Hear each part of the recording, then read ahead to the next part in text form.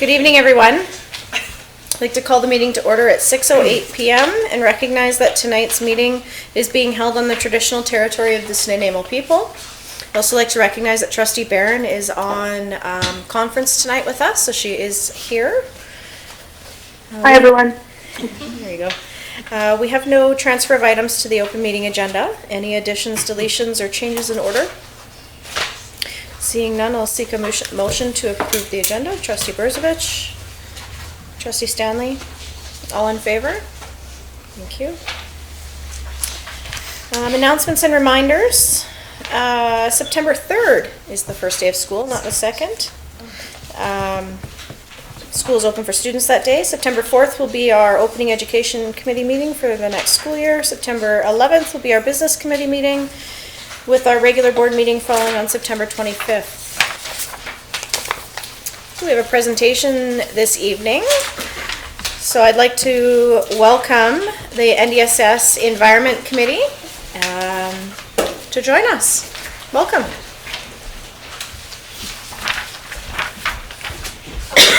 So I'm Nicole McCall, I'm from NDSS. I'm Serena Raquel, also from NDSS. Then Holly Turner, I'm also from NDSS. My name is Annie, I'm from Mount and my name is Angie Sue, and I'm from Dover Bay. Today we just wanted to come before you and kind of inform you guys about our current initiatives and some things we'd like to see happen in the future. So on June 10th, this year we went to the City Council meeting and we asked them basically for two main things.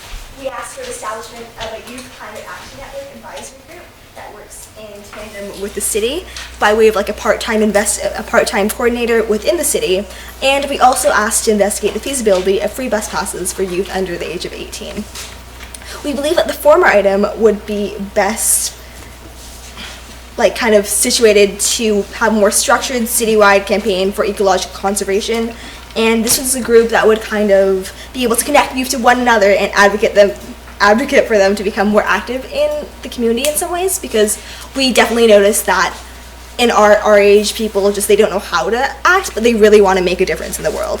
The addition of a part-time coordinator would ensure that this group would kind of be sustainable and we could have this going for years to come, because a lot of us are graduating next year and we fear that it might not be such a good long-term investment.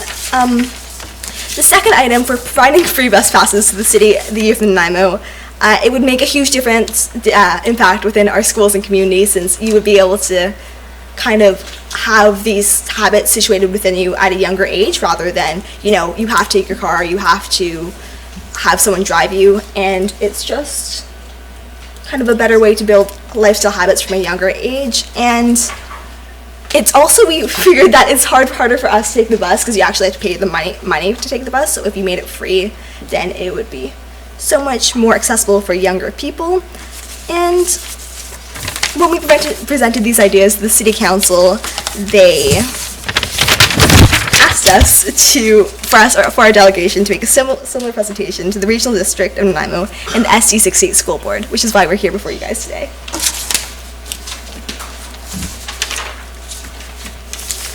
So our dreams for the district, we'd love to create a vibrant and thriving green network of schools across SD68. And through that, we would like to organize a Vancouver Island Regional Sustainability Conference. So the Green Network of Schools, it was a network of environmental clubs across both elementary and secondary schools. It allowed for students to get together, exchange ideas, and to educate one another about environmental initiatives that each of them were doing. As of now, there isn't anything like this, and so from a Barzee perspective, I didn't have any idea of what NDSS or Dover was doing in their own environmental eco-clubs. And just at the City Council meeting that we went to, we learned about the initiatives of the Chase River grades 4 and 5 classes. They were asking the city to ban single-use plastics, which was super awesome, but we had no idea this was going on. But if we did have the Green Network, we would then know everything. We'd be able to get new ideas for our own eco-clubs.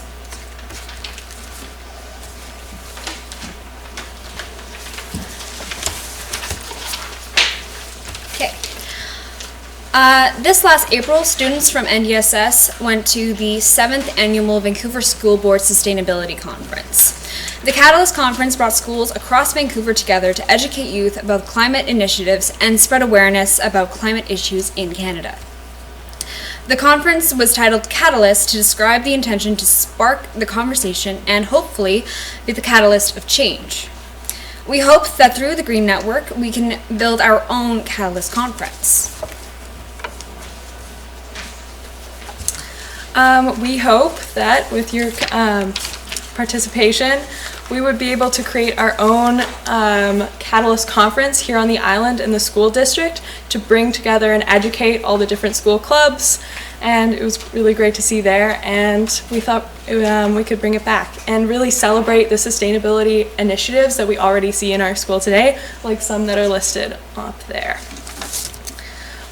We also want to kickstart and work on our new ideas for the next coming years and make sure that they sustain, such as the food garden forests, and keep with our projects of free transit and many more. Thank you.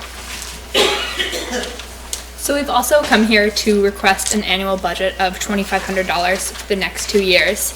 This is to reinitiate the Green Network.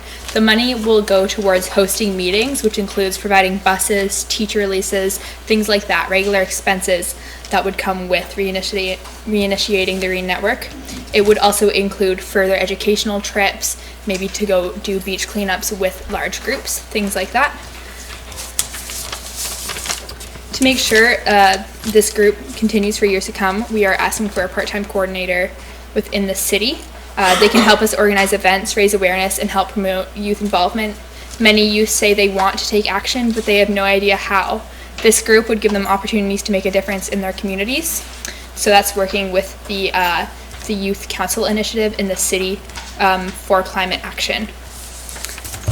Now is a critical time in which action must be taken. We hope that our community will see this need for change and act upon it. We would love to meet again to discuss this further. Thank you for taking the time to hear the voices and concerns of Nanaimo's youth.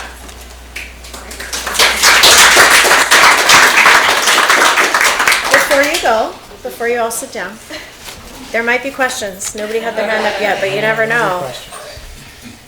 Do any trustees want to ask any questions of our group this evening? I can't. This never happens. You know I will. Trustee Stanley. I can barely contain myself in my enthusiasm for this, which is why everybody knows that I was going to be saying something. So thank you for your initiative. Thank you for your work. Thank you for your clear ask. I really appreciate every aspect of that. There's a few things. I just want to know more, and I would keep you here for hours, so I won't do that. But I would like this to be an ongoing conversation. I would encourage you to look into future fundraising efforts, because I would love to have this sustainability efforts be sustainable, because this is needed in a long-term perspective. I'm wondering if you could please tell us a little bit more about your ask to council about this part-time position. Because one thing I'm thinking is if we are more educated about what that is and how it would influence the school district, potentially we could also consider, or I could propose, writing a letter in support of that to council. I don't know if that will work out or not, but I'm wondering if you could tell us more about what that might be, if you know. Okay, so what we were thinking is that it would be kind of like a direct line to City Council, and they would kind of help us organize events, raise awareness, and just generally help promote youth involvement. Since right now we have like a lot of social media and stuff like that, but the scope of our operations are still kind of low. But if we have something as big as City Council helping us and just like directing everything and organizing things, then it's sure to get a lot more kind of attention to this cause. And we thought that would be a cool thing to do it. And a lot of us have busy lives as well, so we can't really be there and organize every single thing. So if we had someone whose like official job position was to just organize things and make sure that they were kind of broadcasted and people in the city were aware of this, then that would really help it be more sustainable, I think, and would help it carry on. If this was a continuing job post, that would be ongoing for years to come. Does that help clarify any questions that you may have? Yes, thank you. Can I just add something to that? So our specific ask to council was actually kind of relating to the Nanaimo Youth Advisory Council, which they used to have but has not been reinstated yet since the elections. So that was more of a intermediary between students and the cities, and this is a reestablishment of something similar, but it has a targeted goal towards climate and the environment, and really acting upon climate change. Trustee Robinson? Yeah, it's... Hold it. Something happened to my tear ducts about 60 or 61. I think I got them working again. If we're going to see the kind of change we want and desperately need in this city and in the world, it's got to come from youth. So thank you for getting it started. You've got a long way to go, but you've been to the city and you've been here. And I feel very confident in saying this board will be looking for some way or many ways to help you along the way. Thank you for taking the first step, and I hope you connect with the other high schools quickly and with Chase River grade 4-5 class. And there's some amazing young kids in this school district as well. Thank you for being the spark, and good things will happen. Stick with it. Thank you. Trustee Brzezinski? Thank you. Excellent presentation, excellent work. You should be really, really proud of yourself. This is great stuff. The idea of a sustainability conference, would that be a youth conference? Yes. Okay, The Catalyst Conference was head coordinated by the youth of the Vancouver School Board and the different districts within the city. Okay. So I was the head youth delegate of Vancouver Island, and I brought the students from our school to the conference. And I've been in contact with the other head youth coordinators of the whole thing, so they're totally willing to give us advice and support us in any way in our own Vancouver Island conference. If I could have a follow-up? You may. Thank you. The conference, the Catalyst Conference, was it a one day or was it overnight? It was one day. Okay. Is that what you'd be envisioning then? Yeah, we're thinking start with? more of our district, starting like relatively small because everything starts with one step. Right. But we're hoping to base a lot of our plans around their template that they've presented for us, and work really hard to make it come true and spread more awareness and get more people on board throughout the island. Excellent, thank you. So I have a question for you. I do remember when the Green Network was kind of started and there was an opportunity there for some collaboration between schools. Have you been able to connect with Ladysmith Secondary or Cedar Secondary this past school year over these types of initiatives at all? Not yet, I don't think. However, I live in Ladysmiths and I have some friends there, so I am completely willing to connect with some of my peers and help get them on board with this. We contacted Wellington School to see if they'd be interested in coming and giving a presentation with us when we went to the city, but we just didn't really get an answer from them. I believe it's just because of the busy time of year, right? It's just that kind of atmosphere of no one has time for anything, right? So I'm hoping that in the new school year we'll send out, obviously when the Green Network is reestablished, it would be like an open invite to all high schools in the district. Great, thank you. Trustee Stanley? I forgot to ask one other aspect of it. Well, comment. Thank you for bringing in the elementary schools as well. I know that Cedar Elementary was part of the water bottle initiative as well, and so I know you have some elementary students who are very keen to be active in part of this. And matter of fact, my 6-year-old the other day said that he wanted to write the government because he was mad about climate change and we need to stop using plastic water bottles. So you've got a 6-year-old on side. But what I wanted to ask was, in the future, or can you please consider and bring forward recommendations to the school district in however means possible. I'm not sure how that would turn out, but I would really think that we could benefit from your insights.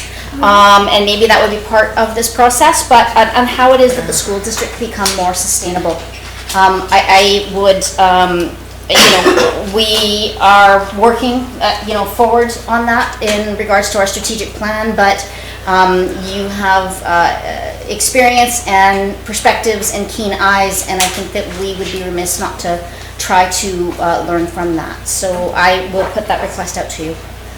Yeah, I think I speak for all of us when we think that's like something we'd really be interested in. Thank you so much. Serena, Nicola, and I actually went to the staff meeting at our school today, just a few hours ago, and talked about how we're some goals to make our own school NDSS more sustainable in the coming year, like some kind of quick fixes, right?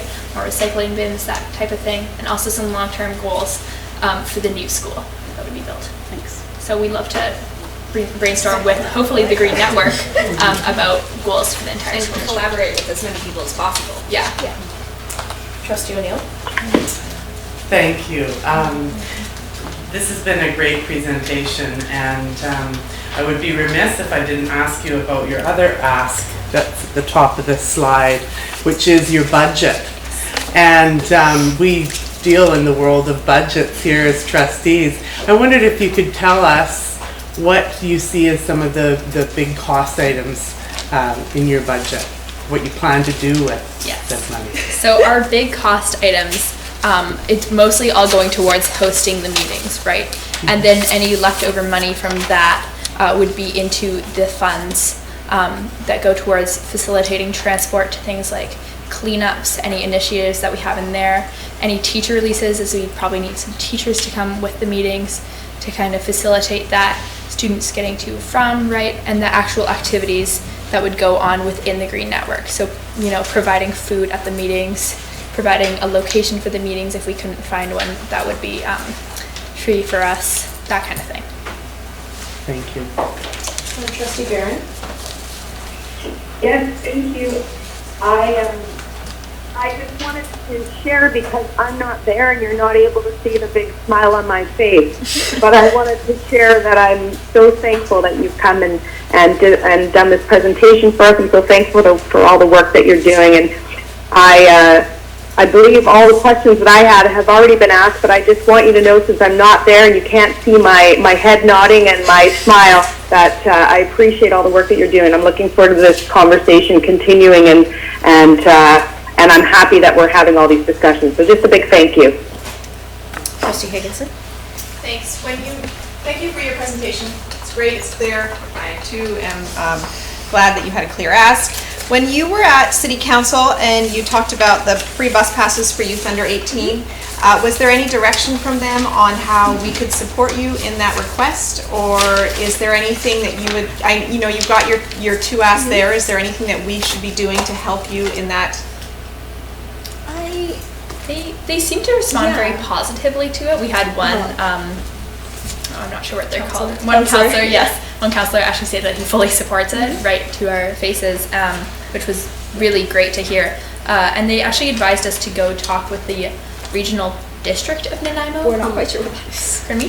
Do we know what that is, or sort of? We will be planning to do that in the future, to bring this ask to them as well. That was their advice based on that. Transit Council. Yeah, the Transit Council.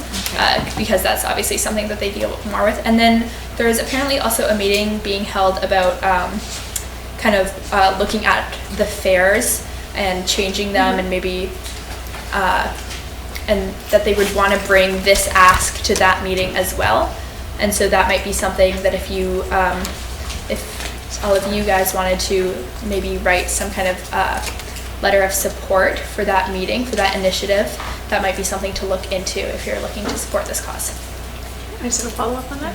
So I know that the City of Victoria just did this. Yes. Yeah. So I'm sure you're using that as a template. And if you are going and you would like a letter from us, we have a very long process. Unfortunately, it takes about a month for us to get through our regular bureaucratic process. So providing us with as much notice as possible so that we can get a motion and a proper debate to be able to provide support. I would certainly be happy to, as an individual, put it on the table for my fellow colleagues to debate and decide whether they would support a letter like that. I think it would be a great initiative. That'd be great. Thank you. Yeah, thank you guys so much. All right, so I have myself and then the superintendent. Thinking about going to the regional district, there is an employee here at the table. Trustee Keller. If you look on the school district website, you'll find his email. And I'm sure that he would be able to connect you with the right people to make that connection for that presentation. So I'm totally throwing it out there, but I just want to thank you tonight for your passion and being able to bring us this presentation. I really appreciate it. I think everybody here has enjoyed hearing from you and seeing the work that you've put into this. So we'll just give the final comment to Superintendent Sabo. Yeah, well, thank you. Hi, great presentation. Do you have a teacher sponsor? We have two over there. One from NDSS and one from Johnsby. Yes. Yeah. And I heard you're interested in getting representation from the other schools who aren't represented this evening. And you're all in grade 11? Yeah. Yes. So you're all with us, you're all committed to this? Yeah, we're sticking. You would be a sustainability advisory committee? Yeah, I believe the actual term for it, we have it written down here, would be a... For me? You can. Yeah, the acronym would be UCAN, which is the Youth Council. Nice. Yes, you can. Youth Climate Action Network. Yes. So it would be the Youth Climate Action Network Coordinator, which is a bit wordy, but we like the acronym, UCAN. I like it. So here's what you need to know about this table. These people govern the school district, and they have a strategic plan that's coming to the table this evening that goes out for consultation. And in that plan is a goal around environmental stewardship and sustainability. To my knowledge, it's the only strategic plan in any school district in the province that speaks to the environment. So you're in good company. And so I'll tell you what I'll commit to, because I love this idea and I love your enthusiasm. I'll speak to the principals, all of the principals of the secondary schools, and I'll get the $2,500 out of their budgets to keep this committee going, okay? And part of that is that we will, you will invite me to some meetings, and so... Big string. Yeah, think about it. Because I'm getting the sense, because I watched Cedar, grade 4s and 5s, present at City Council. I got a host of letters from Seaview recently about the environment and what we can do in the school district. And it just feels, everywhere I go, this is a conversation, of course. But particularly locally, I'm feeling that we're reaching a tipping point. And of course, we're all very concerned about the environment. And I think this is a logical next step for us. And more to follow as we embark on our new strategic plan, of course. But I like that you guys are involved. Thank you. Thank you so much. I said I just want to speak to us there. If I may, I would like to ask the superintendent to expand that list to the elementary schools, please. Can we Tell do me more. that? Can Well, we we have- have lots of, Cedar Elementary was very, I mean, could we, or somehow, I mean, I know I cannot officially ask you to do anything, I'm not doing that at all. But we talked about the secondary schools, we know we've got a lot of interest in the elementary schools. How can we include them? Can we consider that? Oh, well, absolutely, we can consider it. Thank you very much. Yeah. Sorry to put you on the For spot. sure. Well, of course we can. You know, we can debate how we do that, I guess. That's the only debate. No, let's not. Absolutely. Yeah. Oh, Thank boy. you. Under consideration. Oh, boy. So, if I may speak to that through the chair, with an organizing background, which I have much faith in some of the secondary students that are before us in doing some of that organizing and outreach work. So that's part of true leadership in my mind as well. So I just thought I'd put that point out there. Last comment goes to Trustee Robinson. With the superintendent on your side and coming up with $2,500 just like that, and following up on the last comment, who better to be approaching the elementary schools than student leaders. And the superintendent, no doubt, will talk to the principals of all those elementary schools, so you will be warmly received. Or warmly is not a good thing to be saying. You'll be well received. So. We actually gave presentations to 2 different elementary schools this winter about saving energy. It was part of the BC Energy Couple. Yeah. We went to Anderson and. So you're ahead of us. Yeah. There you go. And we really received, exactly. We received a lot of interest from the kids. A lot of them were actually well informed already. I was surprised to see. Our games were like a little bit too easy for them. They were recycling, sorting and stuff. And so I think I really agree with you on that point that elementary schools should be included in this as they were in the previous grade network as well. I think they have a lot of valuable input as kind of the future of what sustainability is. Great. Thank you. Enjoy your evening. Thank you guys so much.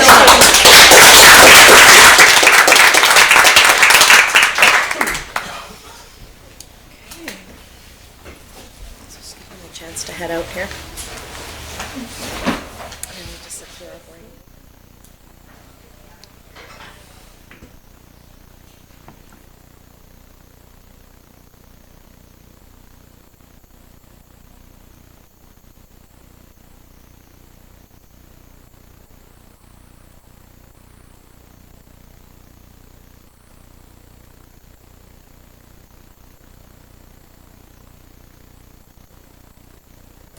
So moving on, correspondence 9.1.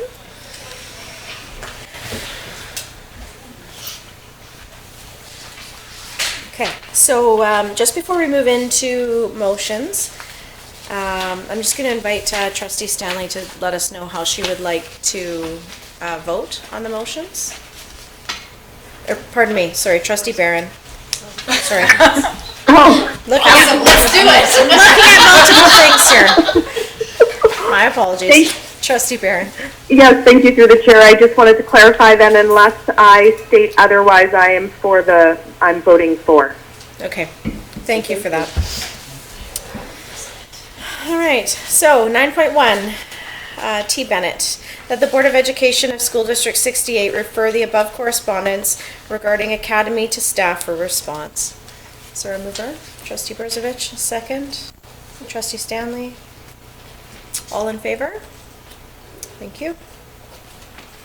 9.2, letter from T. Brown regarding NLPS education meeting, climate leadership. That the Board of Education of School District 68 refer the above correspondence regarding Nanaimo Ladysmith Public Schools education meeting, climate leadership to the board chair for response. The mover, Trustee Stanley, second by Trustee Keller. All in favor? Thank you. 9.3, correspondence from G. Corpin, that the Board of Education of School District 68 refer the above correspondence regarding update compensation from the trespassers at Rutherford School be received and filed. Mover by Trustee Brozovich, seconded by Trustee Wilkinson. All in favor? Thank you. 9.4, that the Board of Education, letter from the NDTA, that the Board of Education of School District 68 refer the above correspondence regarding education funding to be received and filed. Moved by Trustee Robinson, seconded by Trustee Stanley. All in favor? Thank you. So moving on to committee reports, starting with the Business Committee. Secretary Treasurer McVeigh, 10.1.1.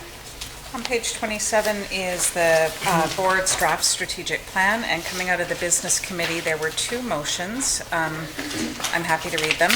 The first one is that the Board of Education of School District Number 68, Nanaimo Ladysmith, refer the amendments to Board Policy Section 1, Foundation and Direction 1.1, Mandate, and 1.2, Strategic Plan, and Section 2, Governance and Management 2.1, Role of the Board, to the Policy Committee for recommendations.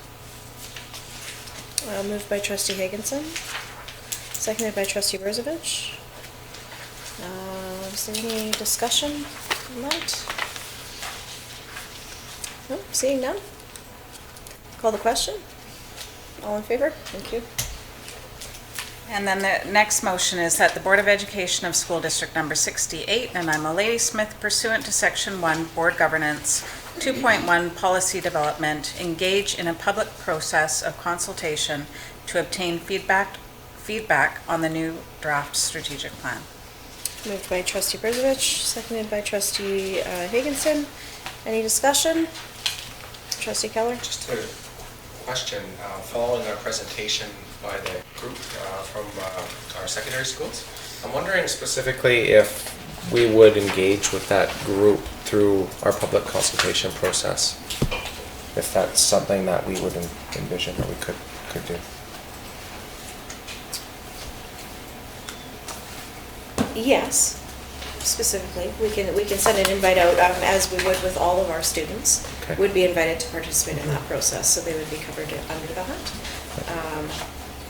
Is this on specifically to that question, trustee Higginson? I was just going to suggest after, if the motion passed, that we take their presentation and just include it in the feedback as part of feedback when we, because we usually have all these emails and surveys and all this kind of, and we get a big binder. Just put their presentation in with it so that we have this recognition that it's important to, we had three secondary schools represented there, so I think that it's a note that it's important to our secondary students, so. Trustee Stanley, did you have a question? I was just wondering if we have made any decisions about how that public consultation process will proceed?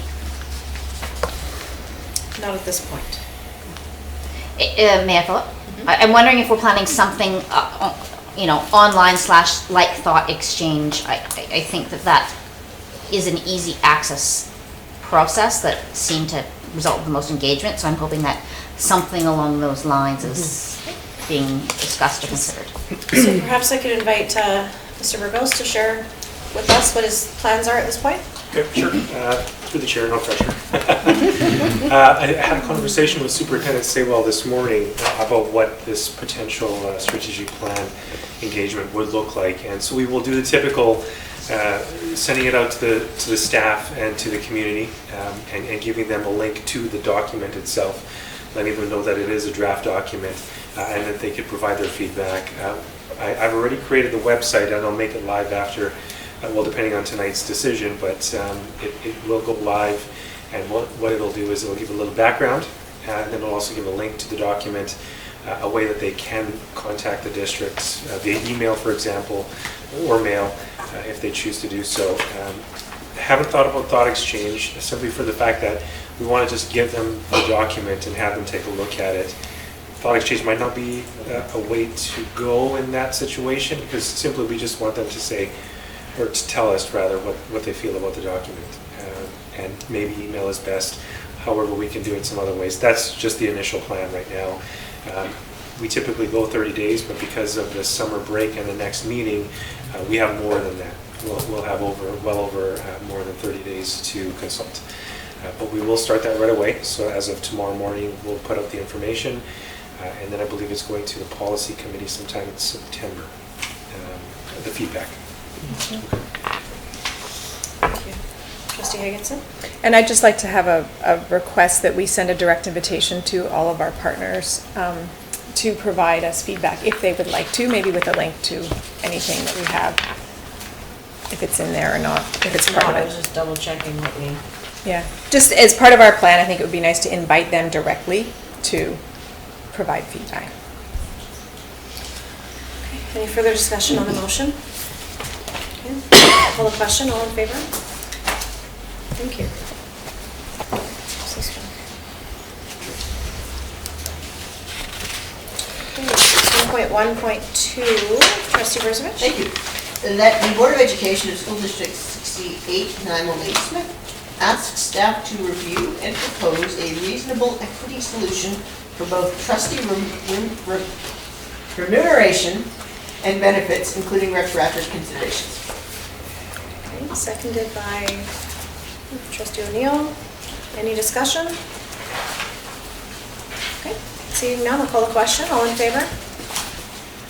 Thank you. Okay, so the Education Committee, 10.2.1, trustee Stanley. Okay, so I believe there's two separate motions here that were put forward as recommendations from the Education Committee under this category, that is. The first being that the Board of Education of School District number 68, Nanaimo Ladysmith, refer the matter of climate change to the Policy Committee for review once the strategic plan has been passed. Seconded by Trustee Keller. Did you want to speak to it? I'm going to allow Stephanie or Trustee Higginson to make her comment. Go ahead, Trustee Higginson. I'd like to propose an amendment to the motion. And that the motion read that the Board of Education of School District 68, Nanaimo Ladysmith, refer Trustee Stanley's proposal regarding NLPS action on the climate crisis as laid out in item 12.1 of the June 2019 Education Committee agenda to the Policy Committee for review once the new strategic plan is adopted. Is there a seconder for that amendment? I'd like to second that. Trustee Barron seconds it. And I'll just speak to my amendment is that I know how we ended up with this particular wording. It was a long, difficult conversation, but I think that the amendment better reflects the intention, and I think we were all just too brain befuddled to be able to be that articulate, and then we needed some time away from the table, and I do think referring the matter of climate crisis to the Policy Committee really takes the thud out of what we wanted to do. So I just feel like this amendment better reflects the discussion we had. Trustee Stanley? So I just would like to support this amendment. I appreciate that the motion that I did a lot of research for and put a lot of effort into will be at least reviewed with regards to how it may or may not fit into policy. And I as well agree that the way that the current motion is written, with a, clear, hindsight perspective, doesn't really give sufficient direction to the intention. So, the intention of the discussion. So that's why I would support the amendment. Okay. Any other discussion on the amendment? Seeing none, I'll call the question on the amendment. All those in favor? Thank you, that passes. Any further discussion on the motion as amended? Seeing none, I'll call the question on the amended motion. All those in favor? Thank you. Okay. Okay, second motion is that the Board of Education of School District number 68, Nanaimo Ladysmith, make the following belief statement. Without remediation, climate change will interfere with our capacity to achieve our mandate of educating the students of Nanaimo Ladysmith Public Schools and will undermine the well-being of our communities. The Board of Education of School District number 68, Nanaimo Ladysmith, is committed to sustainability and environmental stewardship. Further, as our SAITSIS policy states, Nanaimo Ladysmith Public Schools respects and cherishes the land our schools and offices are situated upon. The land and its resources touch every aspect of our life and is the cornerstone of our connectivity. As such, the Board of Education of School District number 68, Nanaimo Ladysmith,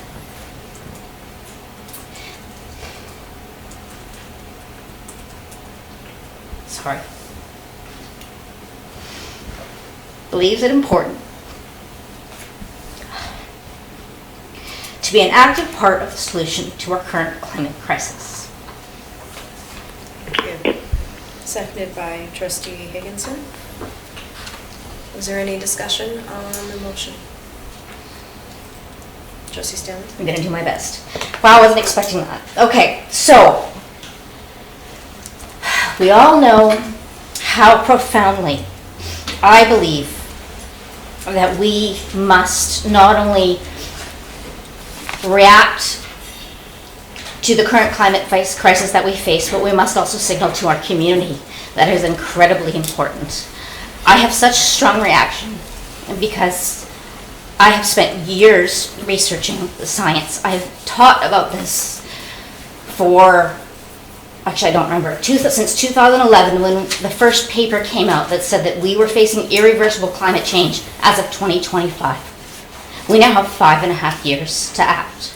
I have a 6-year-old, I have an 11-year-old, and I have a 10-year-old. My 6-year-old can't go outside and play in the summer anymore because of wildfires, because he has what should be called climate change induced asthma. It's seasonal asthma, but it's only been happening since the wildfires. So I profoundly, personally believe, based on empirical evidence, that we need to make this statement as a part of the process that we engage in, to be, as we say, an active part of a solution, because if we do not respond now, my children will not have a future. And that is not a personal belief. That is an educated, science-based belief.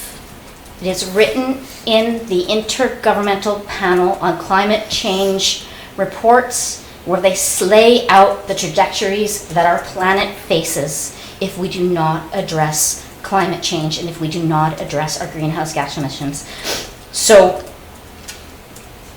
I appreciate the opportunity for us to make this statement.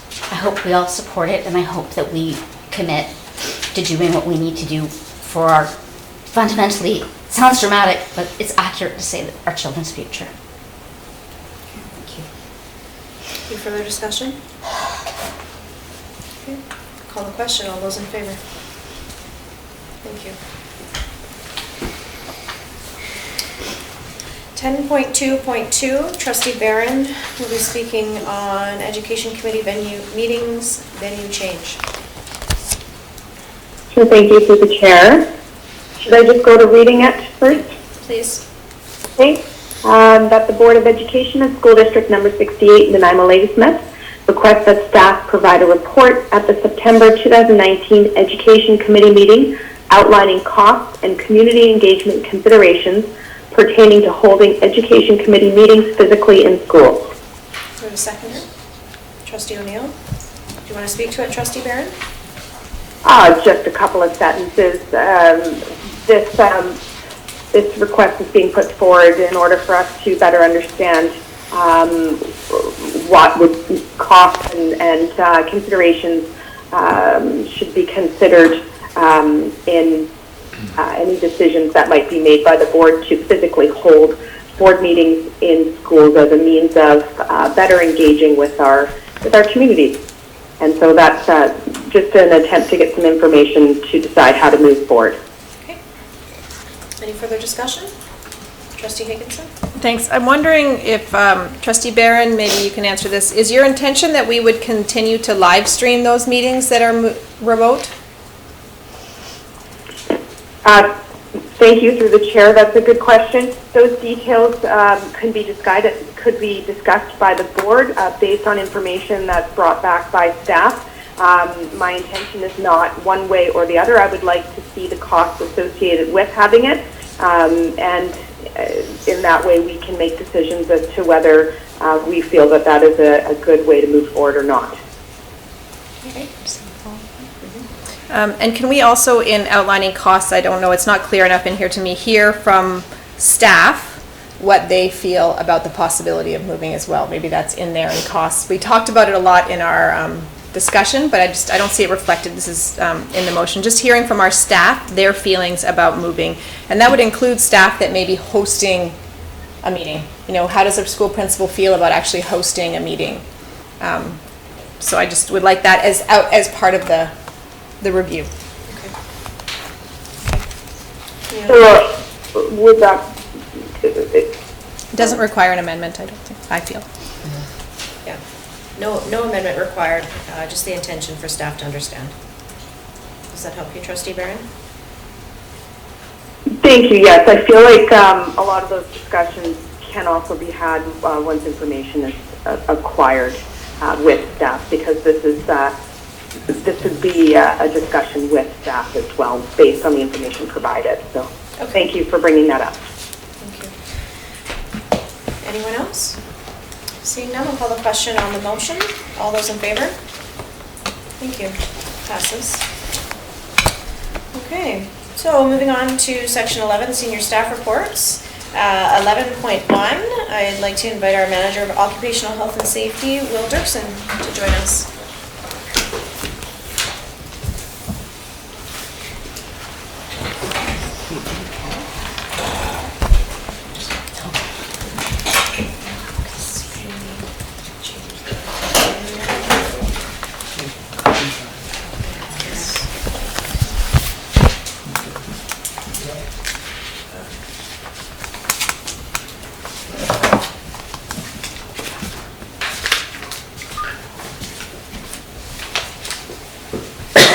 Alright.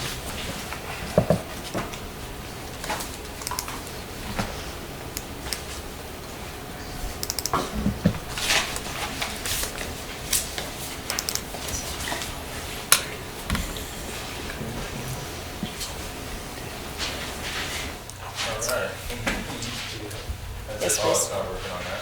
I didn't know. Sorry about that.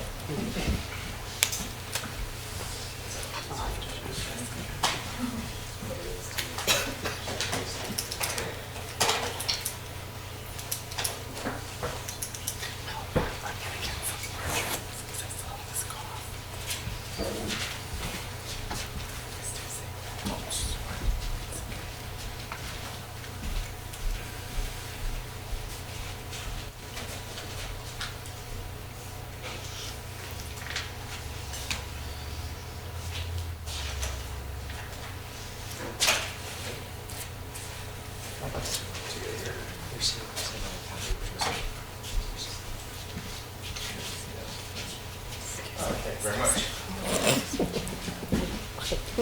She's nicer than I would. I'm just trying to turn around. All right, well, thanks for everybody's time today and inviting me here. Appreciate that very much. So I'm Will Durson, the Occupational Safety and Wellness Manager for Nanaimo Ladysmith Public Schools.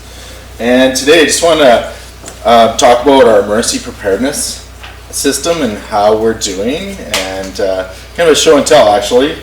And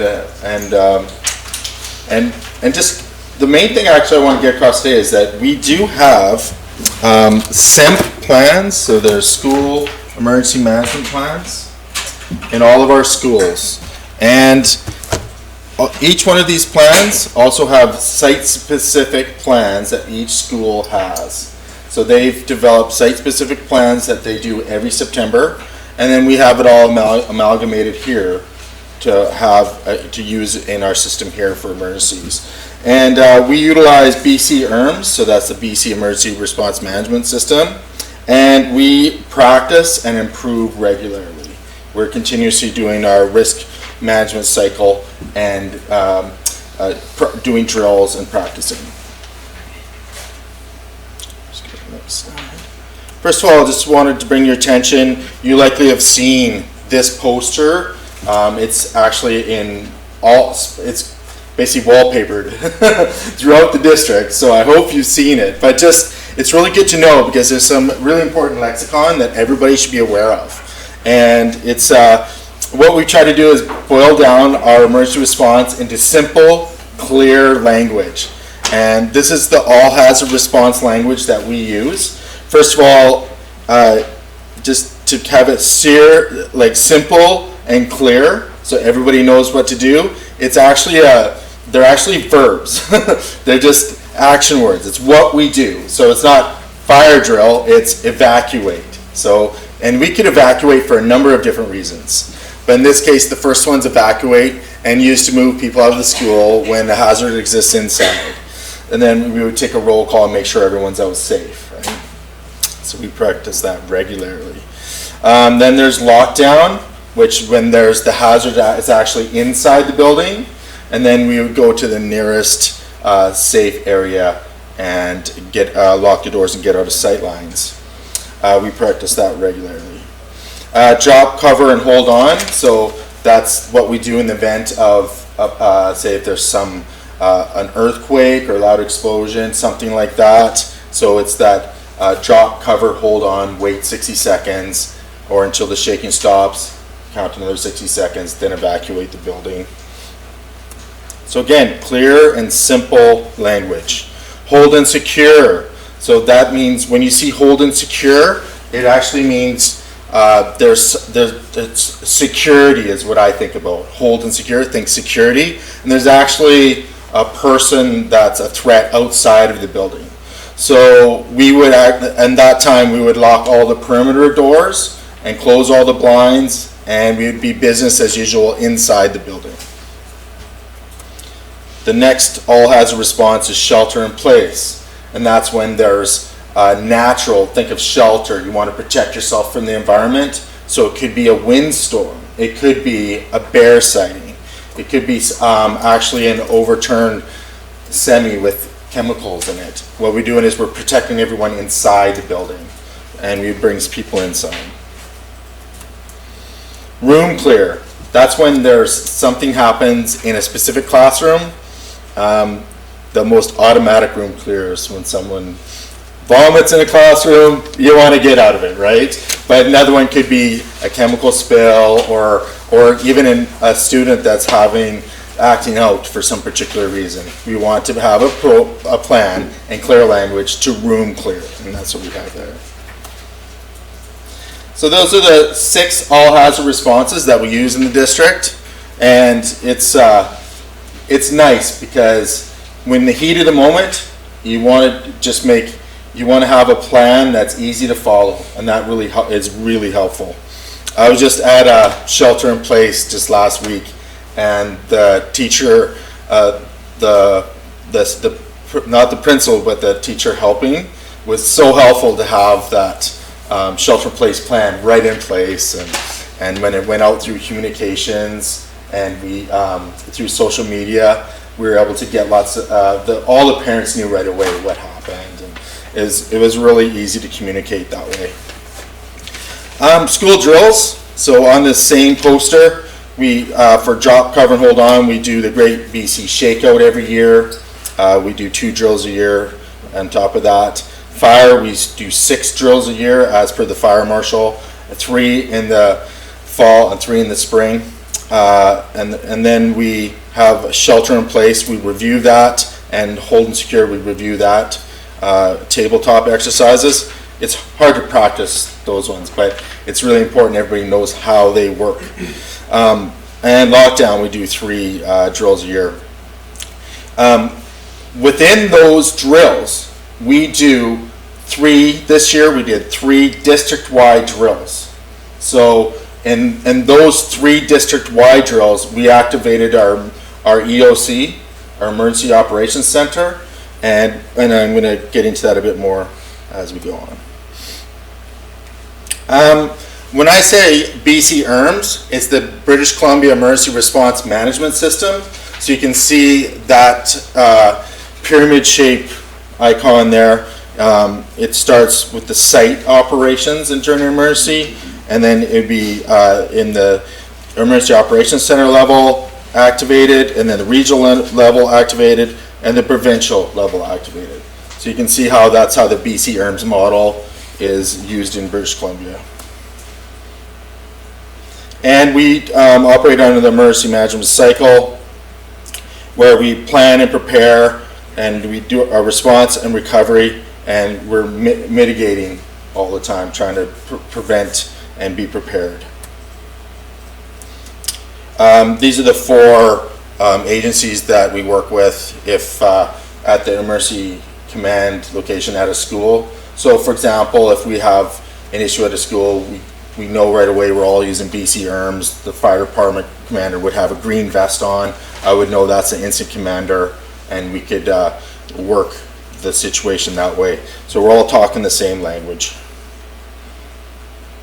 And as far as the cycle as well, we're emergency management cycle, we're planning, we're organizing, training, conducting drills, and debriefing and revising, and learning each time.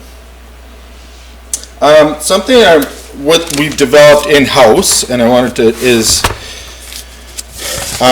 right from the get-go, it was a lot of people, like, we have so many stakeholders: parents, PACs, teachers, support workers, right? Principals, everyone. Whenever we do these drills, I feel a real sense of community and tons of involvement. Like, people know that they want that, how important it is, and they want to support it, and they get involved. One thing, when I spoke with teachers and support workers, they weren't sure, they were worried about in the heat of the moment, would they know what to do? And so we developed this system with the help of people like Dr. Rob Hoban, one of our principals, and Donna Crisco, our occupational safety secretary. We used you might recognize, these are our ID badges, and we put the icons right in what each job is during incident command center. So, for example, safety and security, site incident commander, search and rescue, first aid team, student release, shelter and logistics, communications, and student assembly team. And on the back, it gives a brief summary of what their job is. So it's a roles and responsibilities.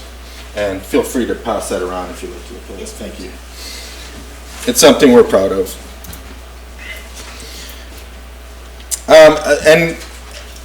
Let's see here. Maybe it's just taking a time to come up.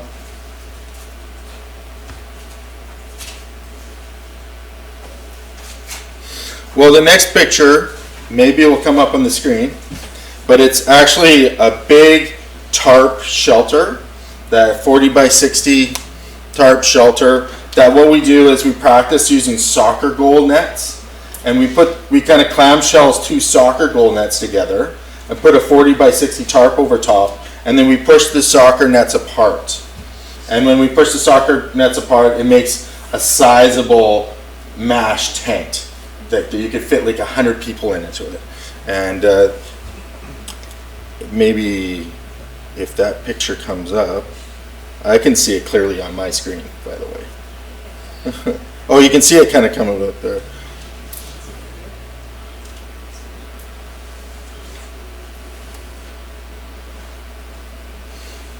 And the next picture, you can kind of see the image there. But you can see that how big of a shelter it actually creates, right? And talking about, I could have that, with that group of people, I could have that tarp shelter in place in basically 5 to 10 minutes. It's quite, depending on how windy it is. The next picture shows where we were trying it at Departure Bay, and it was a windy day, and it wasn't as easy in that one. Disconnect or reconnect, okay? Okay.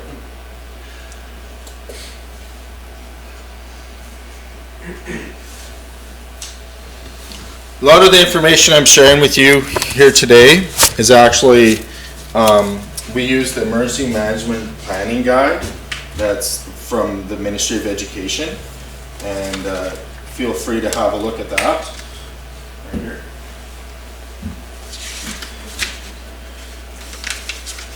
And when we do shelter in place and hold and secure, we put up signs like this on our doorway.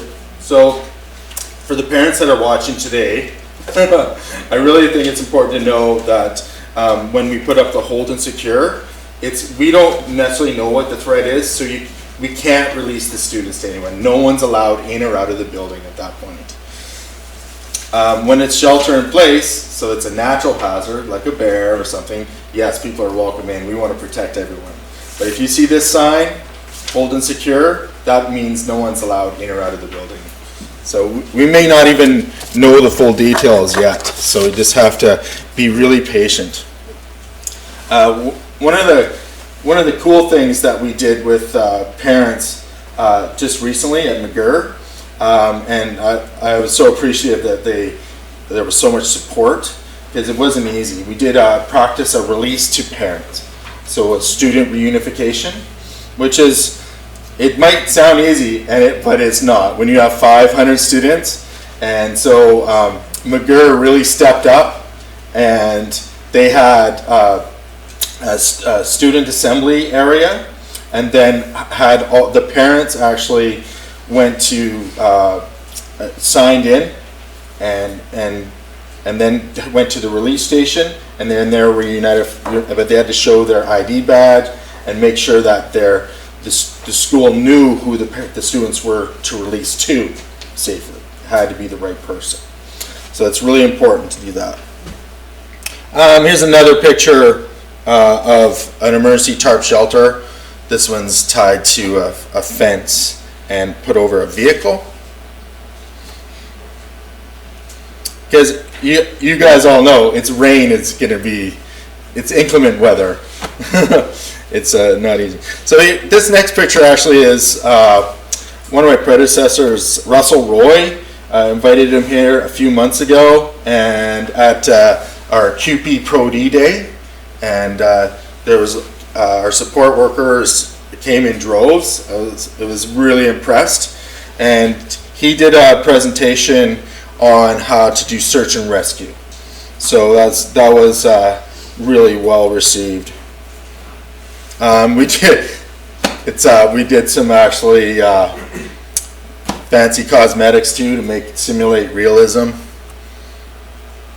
And here's a video, a short video.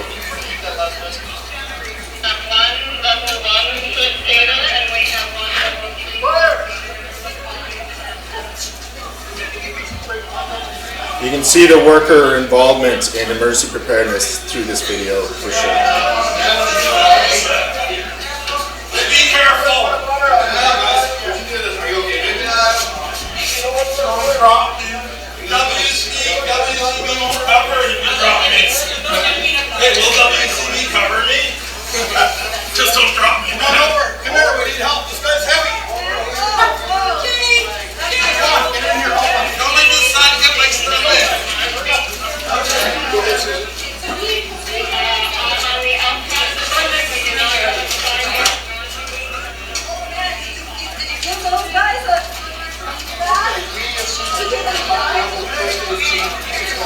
Training there. Looks like you don't have adequate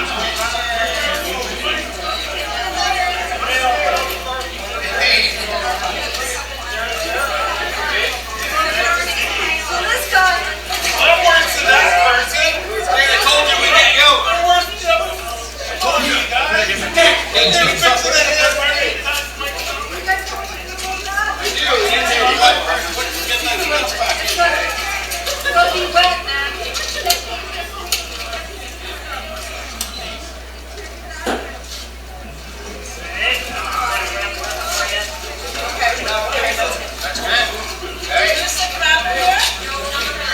I'm gonna get you to lie down.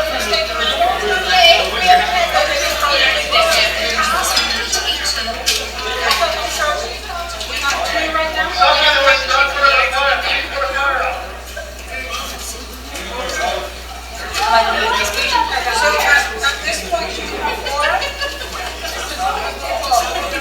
And 5 and 4. I'm too old. Anybody want to try putting the wire on? Give him a shot there. So I just thought it was important. Seeing is believing. Do you know what I mean? So I think that is worth 1,000 words. Showing like our at our QP Pro D-Day, people really taking it seriously and interacting, right? And some dramatic realism involved too. So I think I was really proud of the work that was done there. Another thing I'm actually proud of is all the work we've done getting our Emergency Operations Center up and running the last few years. And it really pivoted on, we now have, and we've had for about, how many years now? 3-4 years? Radios. So two-way CB radios off of Peter Station off Mount Benson. So we can, at every school location. So in real time, we can talk to every school in emergency. So they're mobile. They can use the batteries from a vehicle, and they have an antenna that gets put on the roof. And so in real time, we're getting condition assessment at our Emergency Operations Center at all of our locations. So that is very powerful in an emergency. So I'm really proud of that.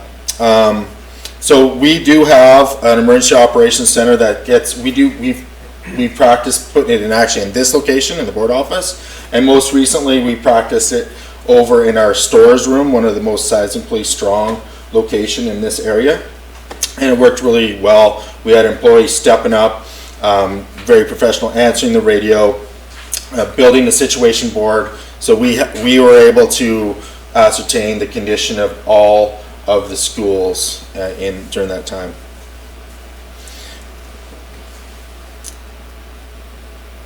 We also, this year we purchased, you can see in that picture, the vests for all the different Emergency Operations Center positions.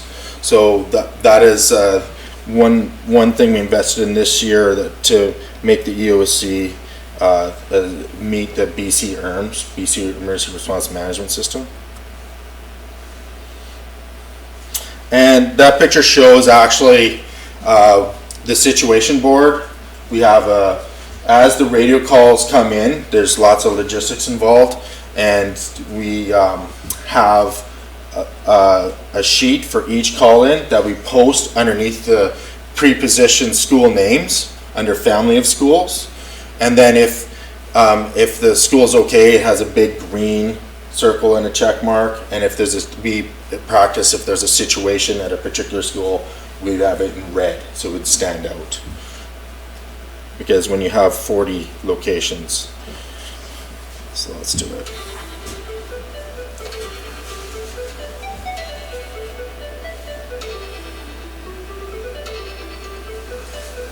Welcome to Shakeout BC. I'm Will Dirksen, Safety Manager of Nanaimo Ladysmith Public Schools.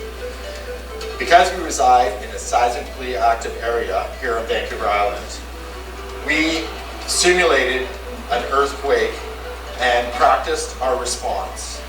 We did a drop, cover, and hold, waited 60 seconds, and then exited the building.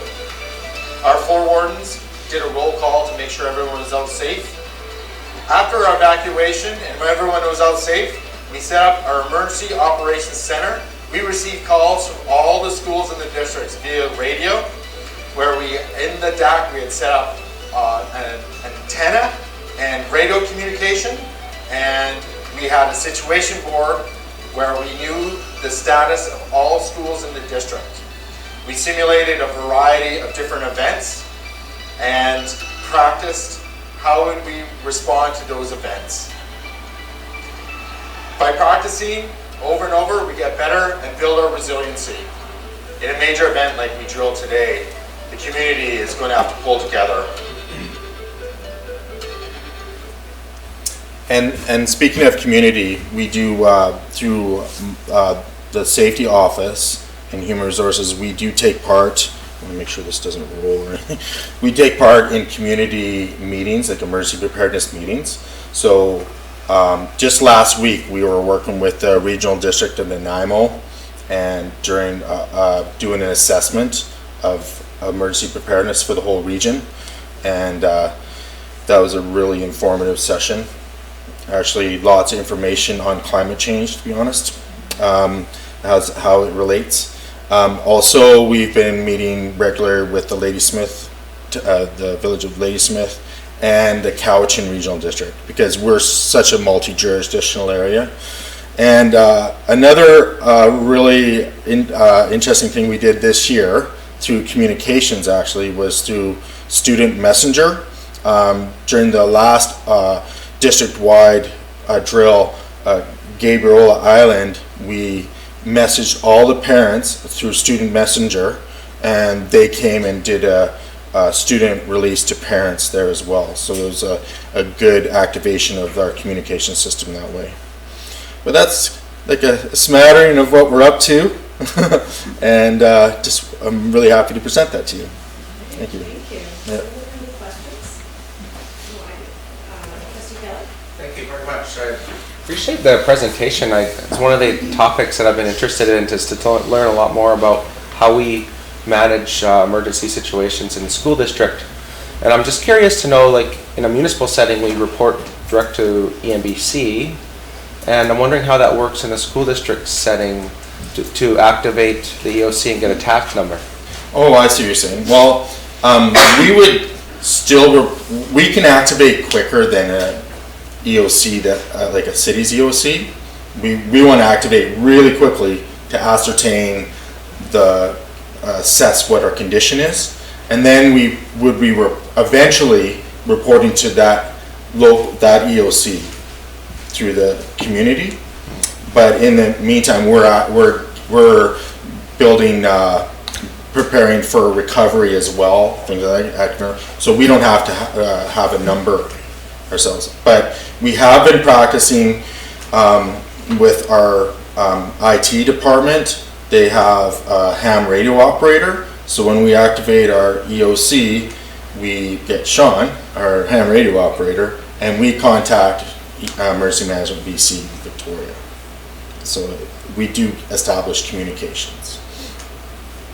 That's good. Great. So I have a question for you. thank you. This was great. So many amazing things. So I really appreciate the presentation, but also your excitement behind it. You started talking about the radios, and actually I was kind of excited about that too, so I like that.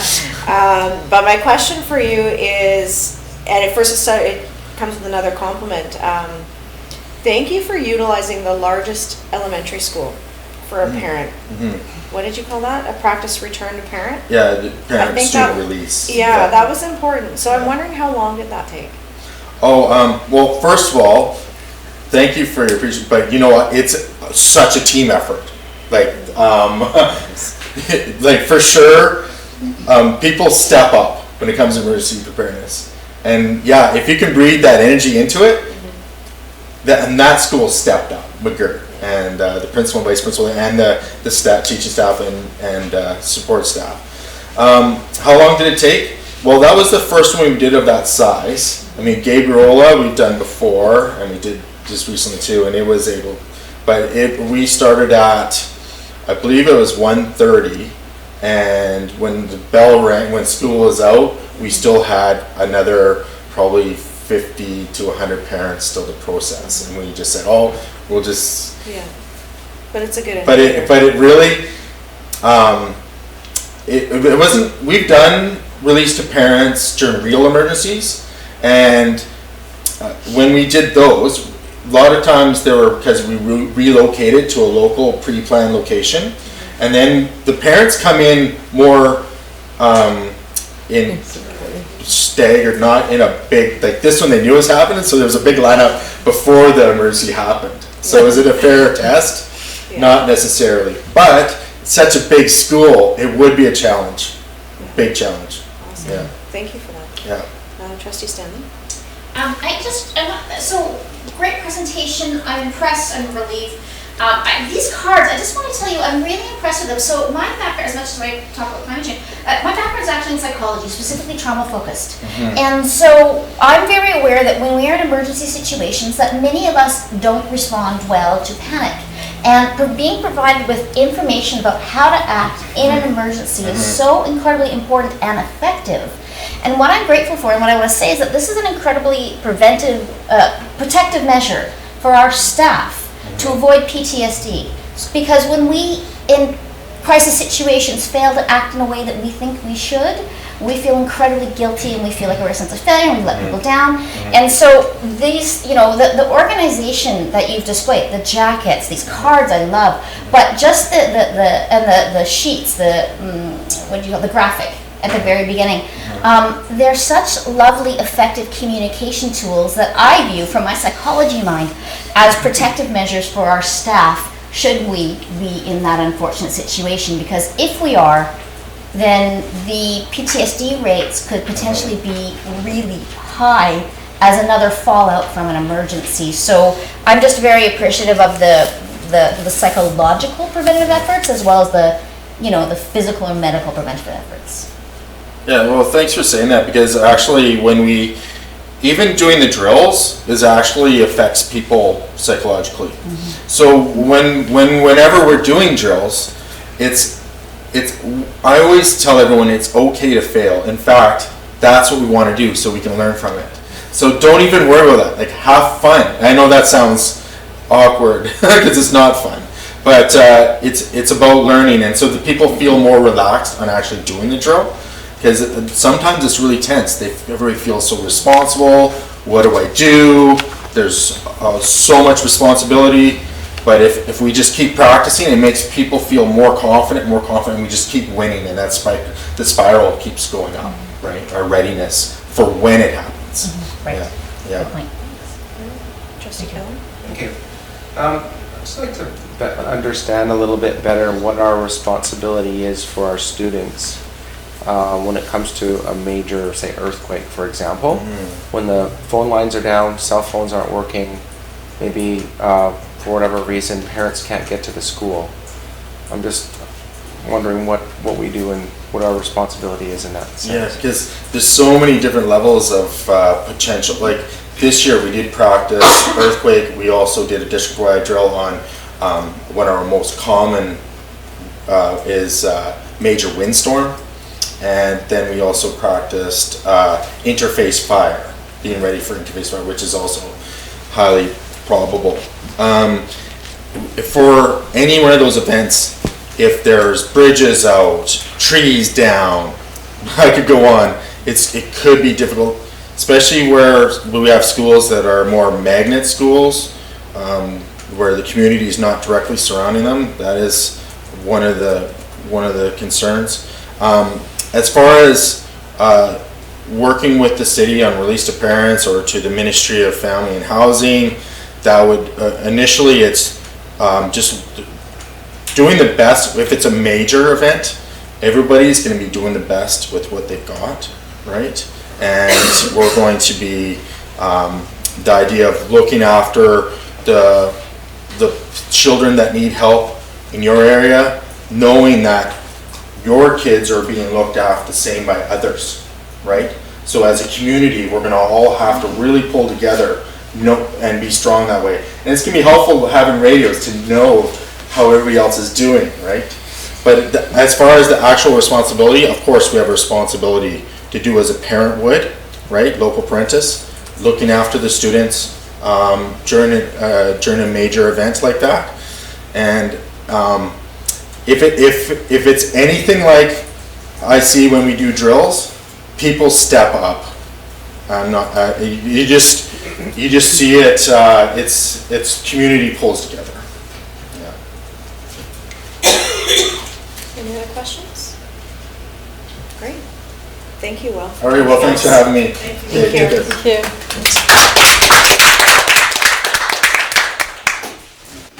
All right. So moving on. 11.2. We'll invite Mr. Sabo. And I don't see Mr. Ross. See missing? No, Mr. Ross sends his regrets. He had a family, late-breaking family issue, so he couldn't make it tonight. Yeah, sorry. I think I saw on the screen.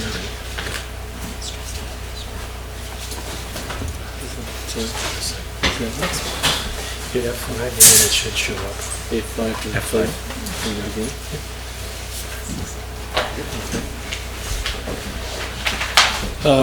Yes, thank you. I wanted to mention that Mike Ross was to attend tonight with me, and Mike's done a significant amount of work on the capital plan submission on behalf of the facilities department, and he had his finger on some of the more technical information and numbers, and I'll attempt to answer some of the more detailed questions. I think I'd be able to address it. Now, I have to say, what a great presentation by Mr. Dirksen, and I think the universe has paid me back today, because I made a bit of a joke the last time I did a presentation about how text-heavy some other presenters' presentation was, and I think now I'm thinking about the amount of videos and pictures I have in the presentation tonight, and I think I have a few less than Will. I think I have one picture, and you're looking at it right now. The rest, unfortunately, is text, but I'm going to attempt to breathe some life into, some excitement into the capital plan this year. So I'm hoping you'll help me do that. Best wishes. And so what I'd like to do is, let's see if we can get some questions combined with a certain amount of flow, and we could make through these 63 easy slides quite quickly. We learn a lot from you, Pete. Thank you. So I'll refer you to your agenda package, and the action sheet that is the summary of it basically starts on page 41, and you probably had a chance to read that as well. And then the summary of the 5-year plan that the motion refers to starts on page 48. And so all the projects I'm going to show you tonight are essentially summarized into single line items with dollar values in front of them. And so while the ministry looks at categorizing all of the, and I'll explain a little bit, all the different types of projects into their own priority list, that one is a conglomeration of how the ministry looks at it. Now Mike had some back and forth with ministry staff this week just to get it into that format so that we could show it in the same way the motion refers to it. So that's what's in front of you as well. And then on page 53 as the presentation starts, And those three items essentially form the basis for the motion and the capital plan for this evening. Now, the plan itself is due on June 30th. And so the district staff continue to work on some of the details and some of the ministry forms. And so what you're going to see tonight is not the detailed submission of all of the worksheets, but represents the work that staff will be submitting and the key priorities. I want to mention a couple of things that are worth noting for this year's 5-year capital plan. One is the programs continue to be prioritized on their own. They are backed up with project request fact sheets in the first 1 or 2 years. They replace any business cases that the district would have provided in the past. The ministry is steering the district away from doing too many business cases, too many seismic reviews, etc., without their sort of pre-approval, so that the ministry and district work together on where the districts are spending their energies. The district still has a contribution, or the district indicates that the ministry indicates the district may want to contribute funding to CEP or CNCP projects, so staff are considering those in our submission.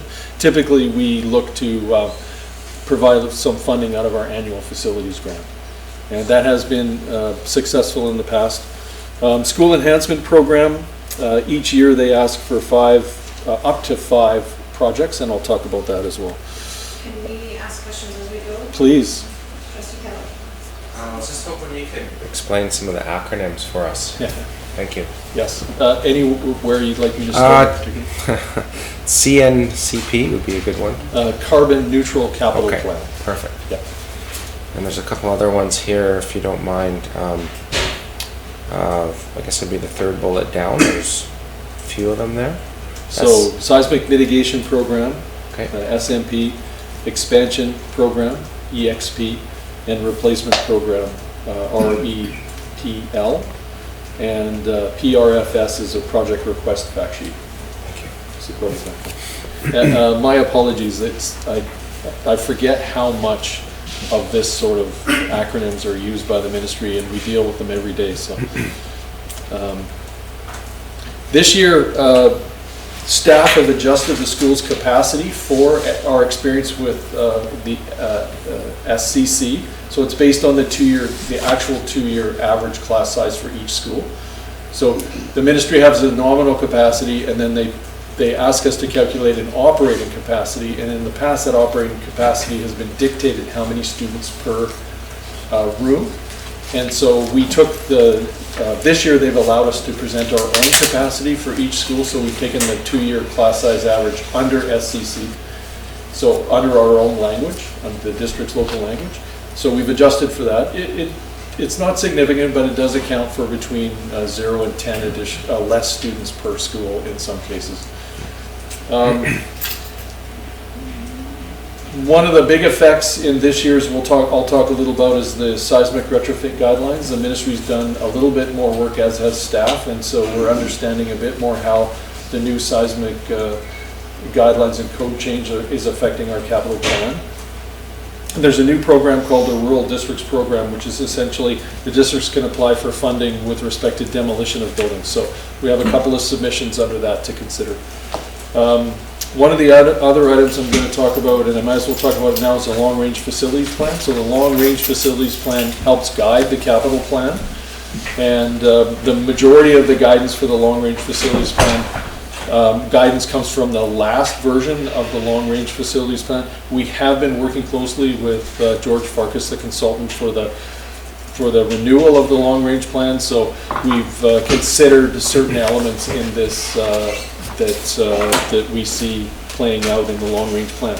Nothing significant at this point. In fact, there's a few referrals from the 5-year capital plan to the long-range plan. So some items that we weren't quite clear on that we believe are best reviewed in the long-range plan. As I said, staff continue to work on the documents up to the submission date of June 30th. I put a few slides in the package that the ministry capital staff presented at one of the conferences this year. and cherry-picked a few out. One of them is I just wanted to let the trustees know that accelerating the seismic program is their number one, then followed by playgrounds, building upgrades, and reducing portables. So you can see most of their capital energies or capital monies are going to go into seismic, and I have some information on that. Some other government initiatives. Sorry to interrupt. We Yes. have a question from It trustee. is about the seismic program and the changes, so if you've got a more appropriate, if that's gonna be addressed later, then I will wait for that time. Okay, I do have some info. Some government initiatives they let us know about, childcare spaces, community benefits, energy efficiency, wood in public projects, and apprenticeship policy. Other items that they are working on, area standards review, school capacity update, WebCaps, which is the software input process for the capital plan. Yes? Trustee Brezovich? Under number 2 from the previous slide, community benefits, it says CBA is not applicable. What does it mean? I don't know. Okay. You know what they mean by CBA there? No, I do not. Okay.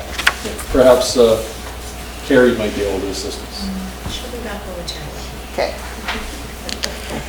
Community Business Association? Just throw that idea out. Yeah, I don't know. Doesn't matter, I just was trying to understand it, that's good. So for instance, on this slide, the ministry has solicited information from the district on our experience with respect to area standards. They've also solicited information on school capacity, so they're trying to align their capacity information with individual districts' capacity information. There is still a capital cost share policy. They have, it applies to all non-seismic major projects. So major capital projects that we are approved for in the PDR stage, there will be a discussion regarding a capital contribution. As I said, seismic excluded. And again, the ministry asked that the district have a long-range facilities plan, which we have covered and are renewing. I wanted to talk a little bit about the capital planning cycle. It's a bit of a mystery for some. So June 30th is the submission date for this year's capital plan. So we'll be submitting the 2021 capital plan. And then once received, the ministry reviews it between June and October every year. And that gives them time to align it with the budget cycle at the ministry and consider priorities for districts. And in March, they send a capital announcement letter to the district. And I have a copy of last year's plan here to show you. And then in March and April, they announced the capital plan intake guidelines. And so then we start looking at the capital plan again. So it's in your package. It's a bit difficult to read, but this is last year's capital plan announcement letter. And there were 6 projects on that, and I've defined them a little better on this slide. So we received support for 2 seismic upgrade projects. So we're currently have hired consultants and are proceeding with the PDR, and we're hoping to have the draft submitted by to the ministry by September 15th. Cinnabar boiler upgrade, you may recall that we did an emergent project last year. The ministry funded the entire project this year in arrears, so that assists us. We have another universal playground. So Georgia last year, Gabriola this year. Second phase of Park Avenue heating upgrade, and we're looking for third this year, and then a bus replacement. Trustee Higgins? Yes. Was Georgia a result of the playground program? Correct. It was the first project we received out of the playground enhancement. Is it complete now? It is not complete. It's underway. It might be nice when it's done to take a picture of it and send it to the minister, because this was really like something that he drove. Take the kids on it, just as a thank you for this, because I think it's a really important program that doesn't necessarily get as much as it deserves. But just a thought for us once it's done, to show gratitude. We received 1 bus in the plan, although we didn't ask for one. We had a major engine failure, and after discussion with the ministry, they asked us to use a spare bus until they could replace it, so we didn't complete the repair. And just as of note, we actually had a second engine failure, and the ministry approved a second bus since then. I wanted to talk a little bit about items that you may notice are not completely reflected in the long-range plan. And one of them is secondary capacity versus enrollment. So if you were to look at all the elementary requests for space, it would equal roughly the number of students that we're going to grow by in 5 years. At the secondary, if you compared secondary capacity projects and the enrollment, you'd see that we don't have enough projects to cover all the anticipated secondary growth. That's one of the items that we're hoping to discuss in the long-range facilities plan. In other words, what does the district want to do with secondary school growth? How in a long-range plan do we want to view that? And then after that's determined, the district staff can then put that into the 5-year capital plan in a little bit more detail.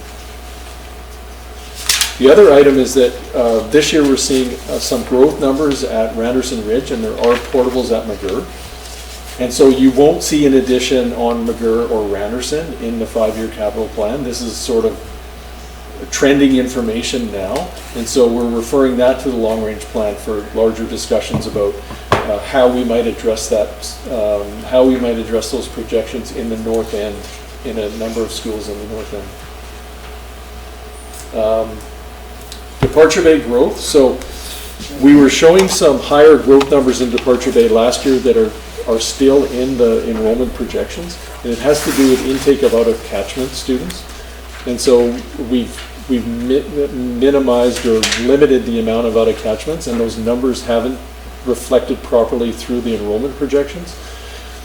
The other one is when you limit out-of-catchment, when you get migration from a school, you're not replacing them with more out-of-catchment in migration, so there's another slight decline. So we want to watch those numbers for another year before we determine what a potential solution is in the Departure Bay area. And I'm hoping as well that that's looked at in the long-range facilities plan. Trustee Stanley? Thank you. So with regards to Departure Bay, 2 questions. One, is that in the developments and people in that area, or is that specifically about requests to go to that school? And if so, is that about the Equal School? It's a combination. We believe that we were accommodating a significant amount of out-of-catchment requests that was driving the growth.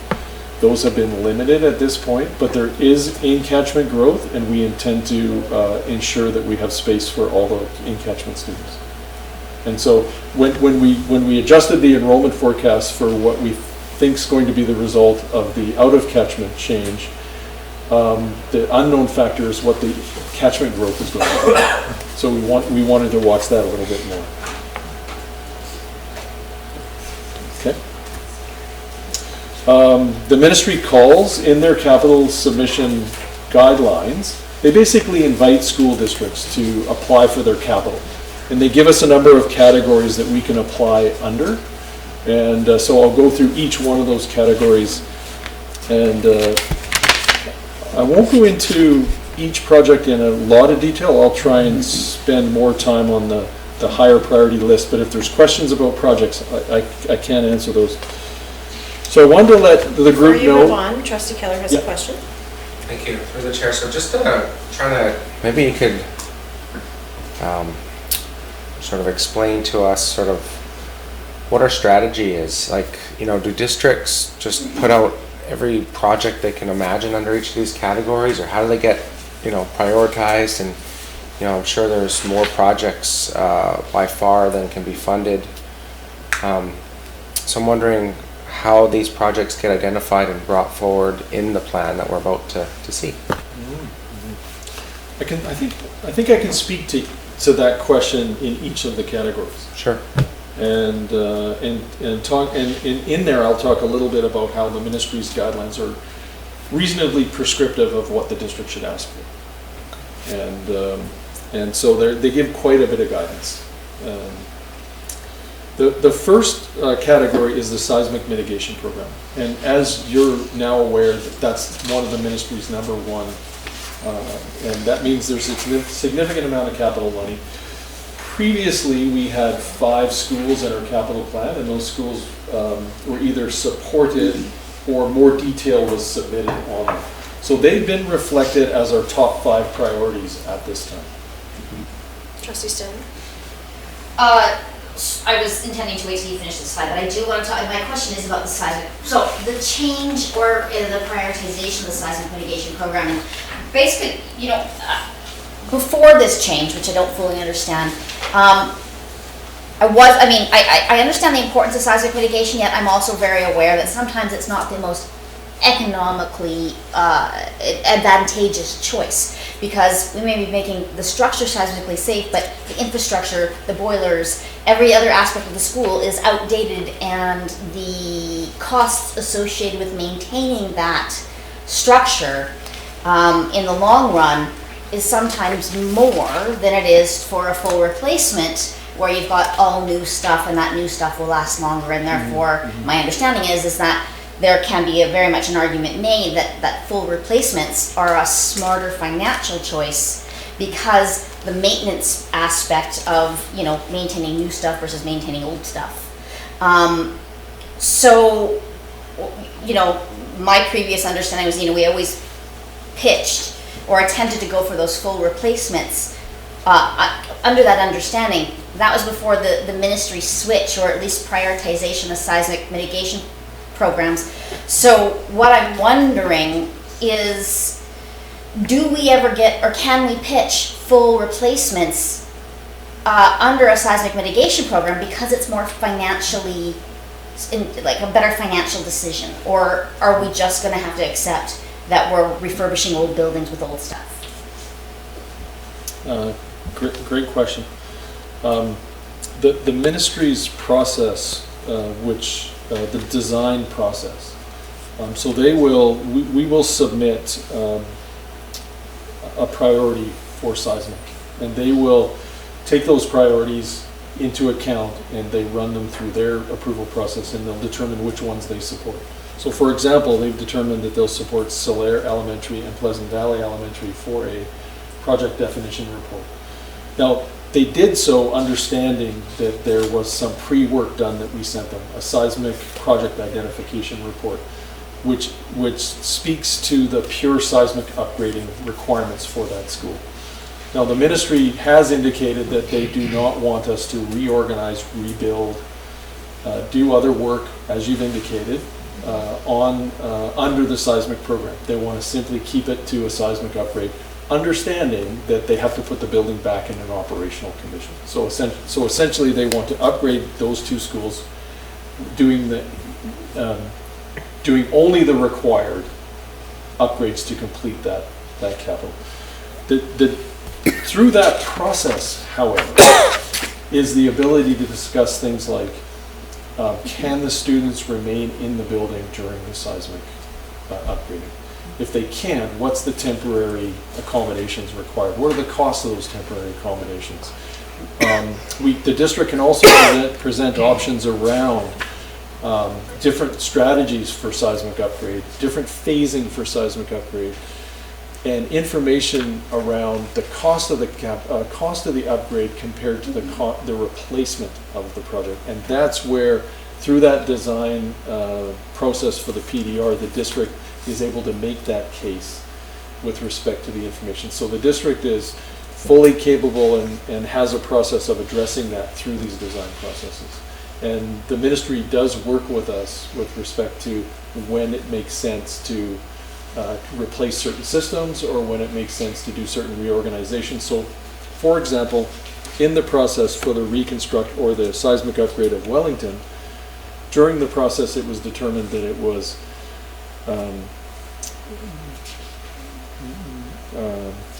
a more appropriate option to build a new 450 student wing, which we call G block, use that for temporary accommodation versus placing 20 portables on the site. And that was given the condition of A block, which used to be where the parking lot is at the front of the school off Departure Day. They also, during the construction, they in conjunction with it, we determined that the roof of the center block should be removed.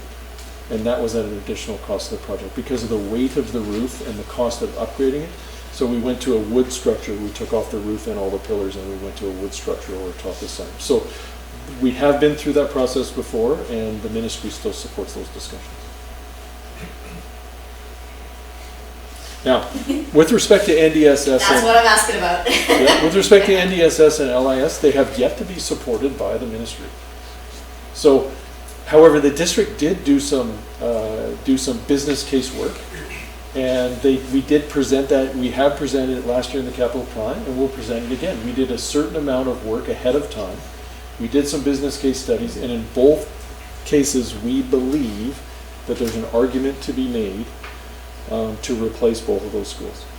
And we presented those options. Now, my belief is that when it comes time to support them, the ministry will ask us to revisit that. They'll ask those projects to follow the process. They'll ask us for a seismic project investigation report. They'll look at approving a project development report, and then we'll look towards full funding for whichever option is the most realistic. Now, the ministry does say that if the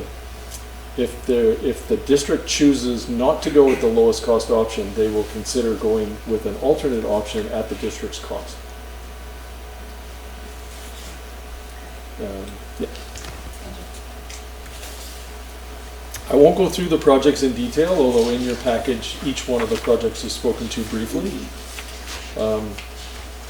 Now, what's interesting is arising out of last year's review is a number of other schools moved from moderate to rated high. So the ministry indicates that any project with any school with a single H1 block should be put in the seismic program, and that at that point, when it's supported, the ministry will look at the whole school and the ratings of each block to determine what seismic upgrading they're going to support. What you see here now is a list of 6 projects that are rated H1 or have one block rated H1 that also have an addition requested in this year's capital plan. So they are listed as the next 6 priorities. They'll be listed as the next 6 priorities. Understanding that we may want to look at a convergence of projects at some point, saying, if we're going to do a seismic upgrade, not only does it make sense to perhaps do more building upgrades, but does it make sense to adjust the capacity of that building at the same time? So while you've got, not unlike, well, we kept Wellington the same capacity, but not unlike building a new block for swing space, and in one case might be keeping that block as an addition at the end of the project. We also have schools that have been reassessed as H1 that don't have an expansion request in the plan, and they will form the last third, the last portion of the asks. So you can see here, there's quite a list of projects listed alphabetically, because at this point we don't have any more criteria to rate them in any particular order, and we'll be working with the ministry over the next year to determine how they would like us to look at the ratings of those. What I listed at the bottom, those schools that are H1 that were reassessed, closed schools of note. So Davis Road is an H1, Rutherford is an H1, and Woodbank is an H1. Now they're not listed on our plan at this point because they're closed. However, I did make a special note because we do have a partner group in Woodbank. Rutherford is a school that may come up in the long-range facilities plan, and Davis Road is not a school we're looking to immediately dispose of through our asset management. I want to talk a little bit about the enrollment data before I talk about the expansion projects. Pause and see if there's any questions. So we do use the Beauregard suite of products, and particularly the Beauregard forecast. And this year round, we've not adjusted for local knowledge. We've used the pure Beauregard numbers, and we've chosen to do this because during the long-range facilities plan review, we will be looking at the local knowledge and adjusting the enrollments accordingly. And it's quite a bit of work. So to do it now and then to do it again in a matter of months is changing it once and then changing it again. So we felt we'd go with this, and then whatever adjustments would be reflected in the following capital plan.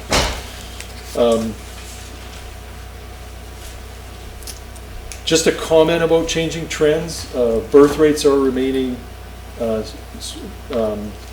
stable over the last 10 years and look like they're continuing. However, migration, as everybody's likely aware, has increased.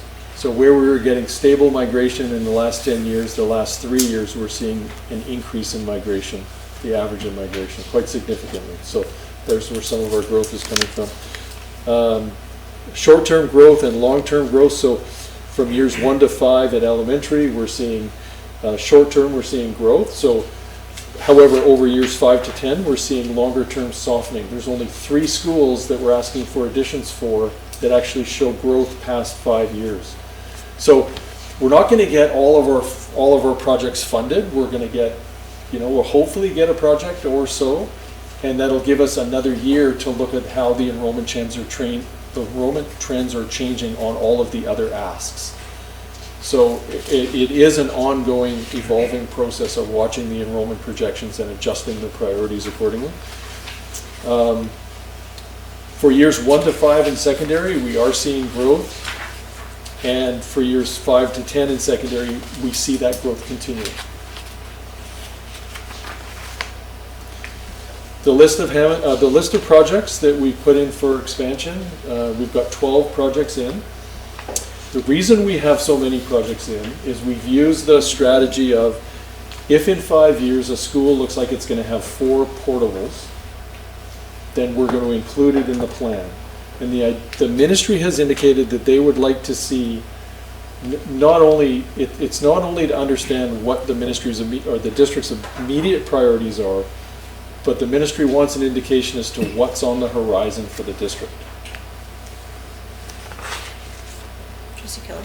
Just a quick question. When we request funding for an expansion based on our projections, and also based on sort of our current understanding of the provincial government's position on encouraging community use before and after school care, daycares, things like that, would they consider funding beyond those projected capacities to accommodate those uses and then have that as flex space in the long term? So there is a process after the ministry's supported the project for the PDR stage, project development stage, where they will consider the application of items such as that. And they have typically called it neighborhood of learning centers.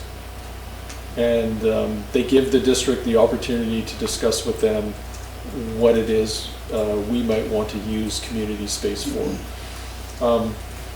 We did have that discussion at Hammond Bay, and we'll talk about Hammond Bay's addition project. And they indicated that the NLC does not apply to an addition project such as Hammond Bay. So there was no opportunity to get a neighborhood of learning center. One of the interesting things about an NLC is that if the district waits until the ministry gives you the PDR, you're behind the 8 ball in developing a plan, because they're asking for it in quite a short period of time. If there already is community use at a school and you're expanding it or building on it, or you have a community use plan in place, then you have something already developed to include with the ministry for rationale. So it's something that I'm hoping gets a little bit of discussion in the long-range facilities plan as to where the district's heading, and provide staff with some guidance. We have a question from Trustee Barron.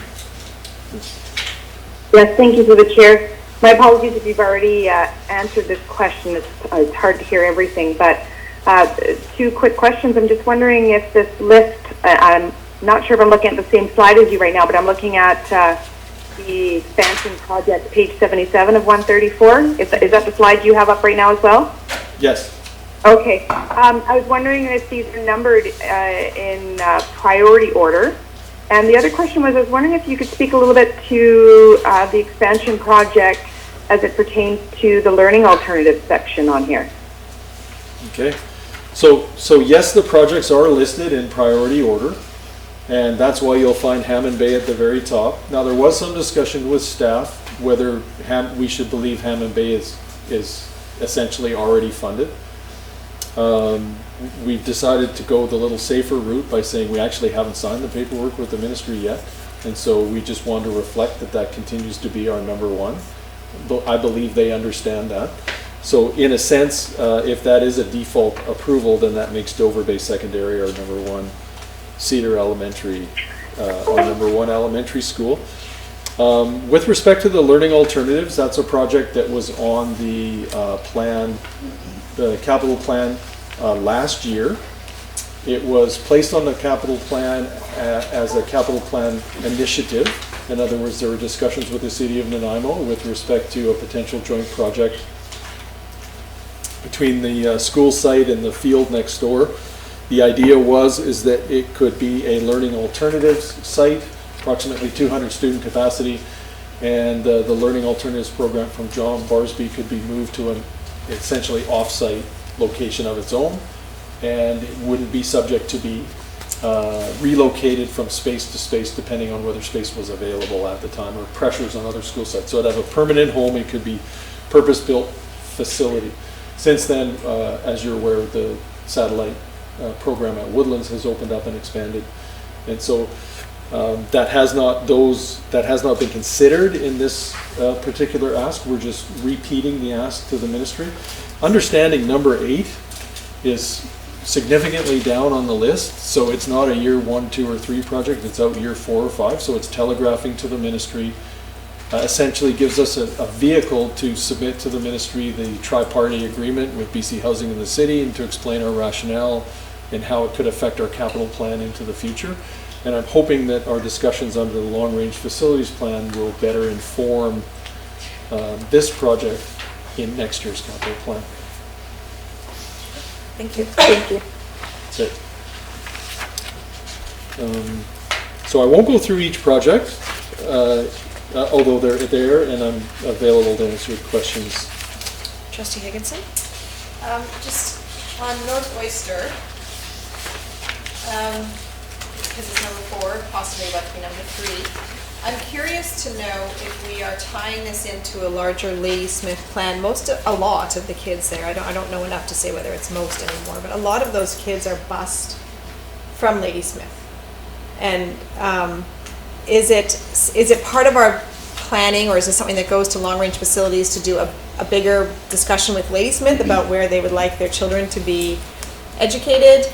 Is it just that it stays there because it is a French immersion school, which is a district program school, so it's not really up for discussion? But I look at there's a lot of Ladysmith schools on there, and then there's North Oyster, and it seems like it's a bigger picture question when you have most of the students who are, I guess my concern too comes into, if we're making all these plans for Ladysmith, and then suddenly people decide they don't want to have their kids bused anymore, or they don't want to go to French immersion anymore, do we have room to accommodate the students who actually live in Ladysmith? So the plan for North Oyster and Ladysmith, primary Ladysmith intermediate, all are built on the trends continuing as they are. So the trend of French immersion being at North Oyster, the trend of those students attending the French immersion program from Ladysmith, and that the enrollment numbers based on that trend accommodating the students in Ladysmith and North Oyster. So if there's a bigger discussion to be had about changing that trend, then I believe that I would refer that to the long-range facilities plan for consideration in next year's capital. Okay. Thanks. And so that's a great general point to make. There are assumptions in here about that we would want to put an addition on Cinnabar, and we would want to put an addition on Cedar Elementary. Those items are expected to be revisited during the long-range facilities plan. Thanks. Trustee Stanley? Thank you. So I was at Hammond Bay PAC meeting last week-ish ago, and they did ask questions about their expansion, and the 4 questions were about, I guess they were under the understanding that the gym bathrooms were an assured part of the expansion project, and they wanted to they asked me if that was still indeed happening, and I didn't know. So is that part of the project? Currently expansion to the gym washrooms does not form part of the project. Okay. Now, we haven't finished yet, so currently the ministry approval would not include that, although that does not keep the district from applying local funds such as local capital or annual facilities grant funds to renovate those washrooms, renovate those areas of the gymnasium. Now, local capital funds can be used to expand areas, but annual facilities grant typically can't be used to expand, but to renovate. So those considerations can be made during the design process. Okay. Thank you.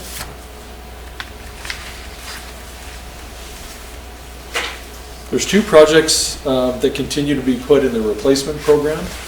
And as I indicated, two projects used to be in this program that were moved to seismic. One was replacement of Ladysmith Intermediate, and the other one was replacement of NDE. They were moved to seismic when the new ratings came through at H1. So what remains here in the replacement is the district admin center and the district operations center. The idea being that they're occupied on, they're on the NDSS site, looking down the road. They're not, when they need replacing, they probably don't belong here on this site. They're likely better off-site, and that this space be used for educational purposes with respect to NDSS, perhaps an expansion on NDSS in the future or a replacement of NDSS. They're not connected to a seismic upgrade of ND at this time, so we believe we can upgrade the school seismically or even replace it without affecting these two facilities.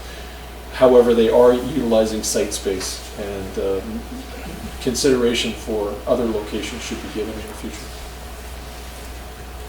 Trustee Wilkinson? So with NDSS and Ladysmith Intermediate being moved from here to the seismic, is the thought that that's going to happen at a quicker rate if they're put there? Because I noticed they're down the list as far as the seismic part goes, right? They're not top of the list. So now, as opposed to being first and second on the replacement list, is the thought that it would happen quicker if they were on the seismic? Or did you have to move them to seismic, or? Could they be on both? Yeah. So the ministry a few years ago brought in what they call school enhancement program funding.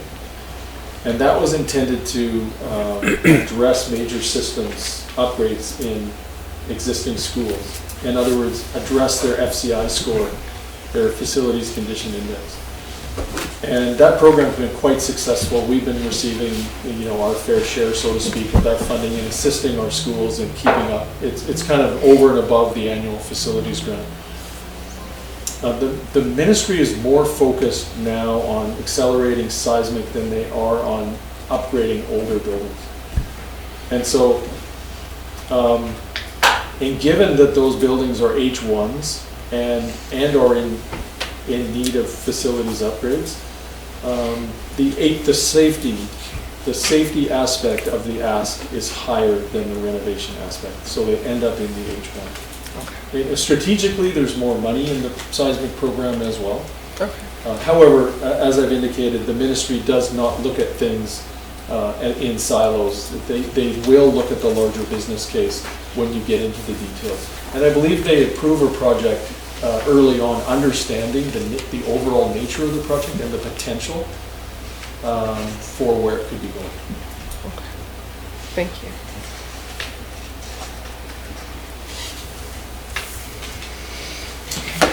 Okay.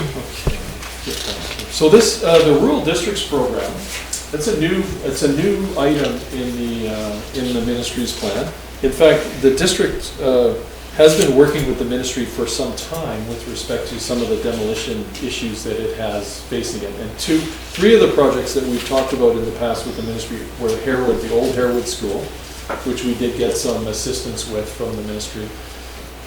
Extension, which is a old school site that's no longer required for educational purposes, but has a building on it, and the land has a crown reserve, meaning if you no longer required for educational purposes, you can't sell it. It has to be reverted to the crown. The crown, however, wants to get back what they call a brownfield site, which means you essentially take the building off, take the oil tanks out, and return it in usable condition. no hazards on the site, et cetera. So I believe the ministry is trying to address those types of issues through the demolition program. Now, the district's made, the proposal for the capital plan shows extension as our number one ask under that program.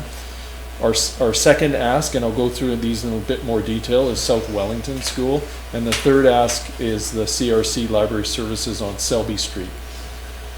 And there's a reason for the order of that, and that's based on the ministry's criteria, whereas the first two fall almost squarely into the ministry's criteria. The third one is a little bit outside their criteria, yet poses a significant issue for us as a district right now.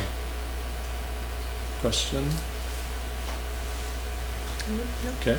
Maybe I'll ask. Go ahead.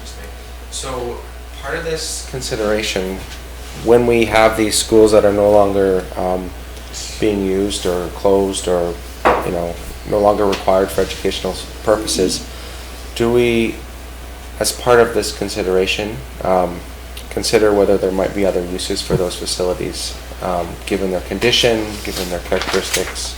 Like if there's a gymnasium that, for example, could be maintained and provide some community access or something to that effect? Yes, we do. And I believe should continue to do so in the discussions under the long-range facilities plan.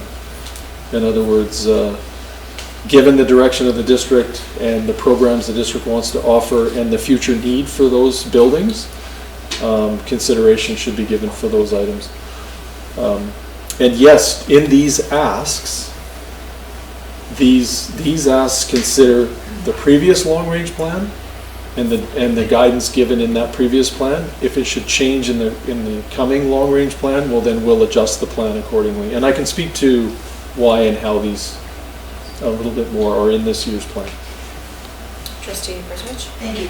And I guess I'm looking specifically at South Wellington and the fact that from what I know, and which is admittedly not much about South Wellington, but that the school was very much a community center, essential to the community. And are there any opportunities for us to partner with the RDN to, because there was one time when there was funding available at one time for community centers, neighborhood centers, and I think we pursued that at one time for South Wellington. Does that kind of an option still exist, or is the building too far gone? I think that I'll try and answer. I'll give you a number of answers to try and answer that one question. Sort of building condition is in the eye of the beholder. We have a significant amount of experience with buildings, and that building, I've used the word quite specifically, is likely not economically feasible. So from our perspective, it's not economically feasible for a number of reasons, including the size of the site, the size of a typical elementary that you put on a school site, the fact that it's got a septic system that needs rebuilding, it's got a well system. So we looked at it through the last facilities plan as potential site for a facilities yard, maintenance yard. The size of the site, etc., are difficult.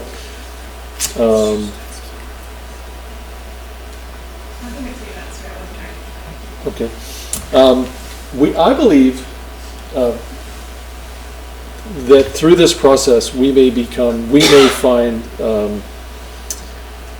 the ministry's guidelines indicate that you can ask for projects where it actually might accelerate community use on the site, where the ministry might support the demolition even if the district is considering disposing it to a community partner. And so this may facilitate the types of uses that you're indicating. That's kind of what I was looking for. Yeah, because the demolition cost of a building like this is not insignificant to somebody looking at a potential use. And the idea that if you want to take it over as for instance, as a park, but you have to take over looking after the building, that's a significant operating cost or liability for a community or community group. Thank you. Trustee Higginson? Thanks, and I think it's important to note, because I do know this is a really important piece of property to that community, that, recognize the last two bullets, previously recognized an asset management plan for disposal.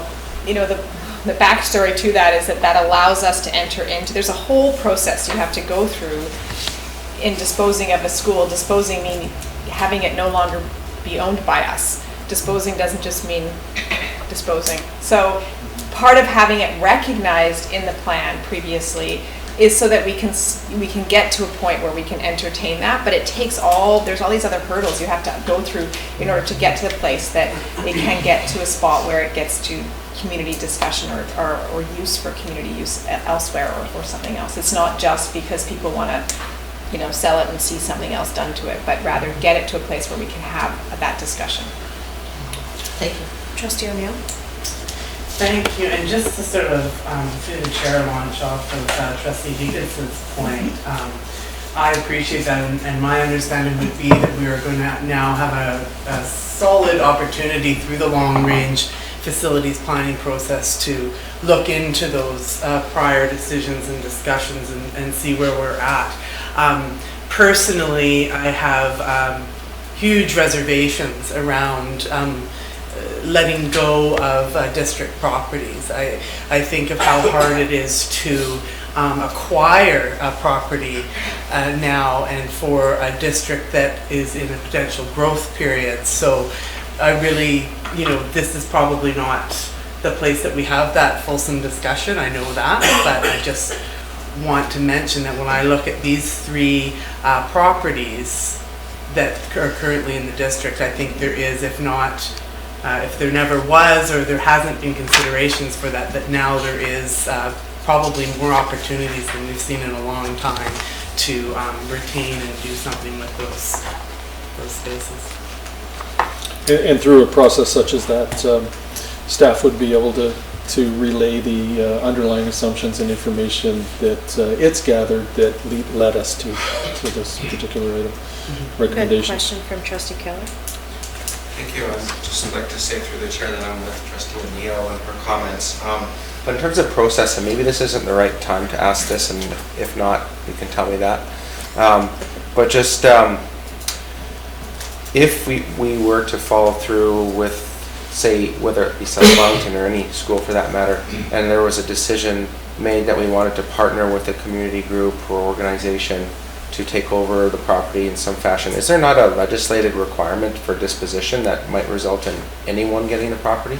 Or is there a way to allow, if there was a desire for a certain group to have a community use of some kind?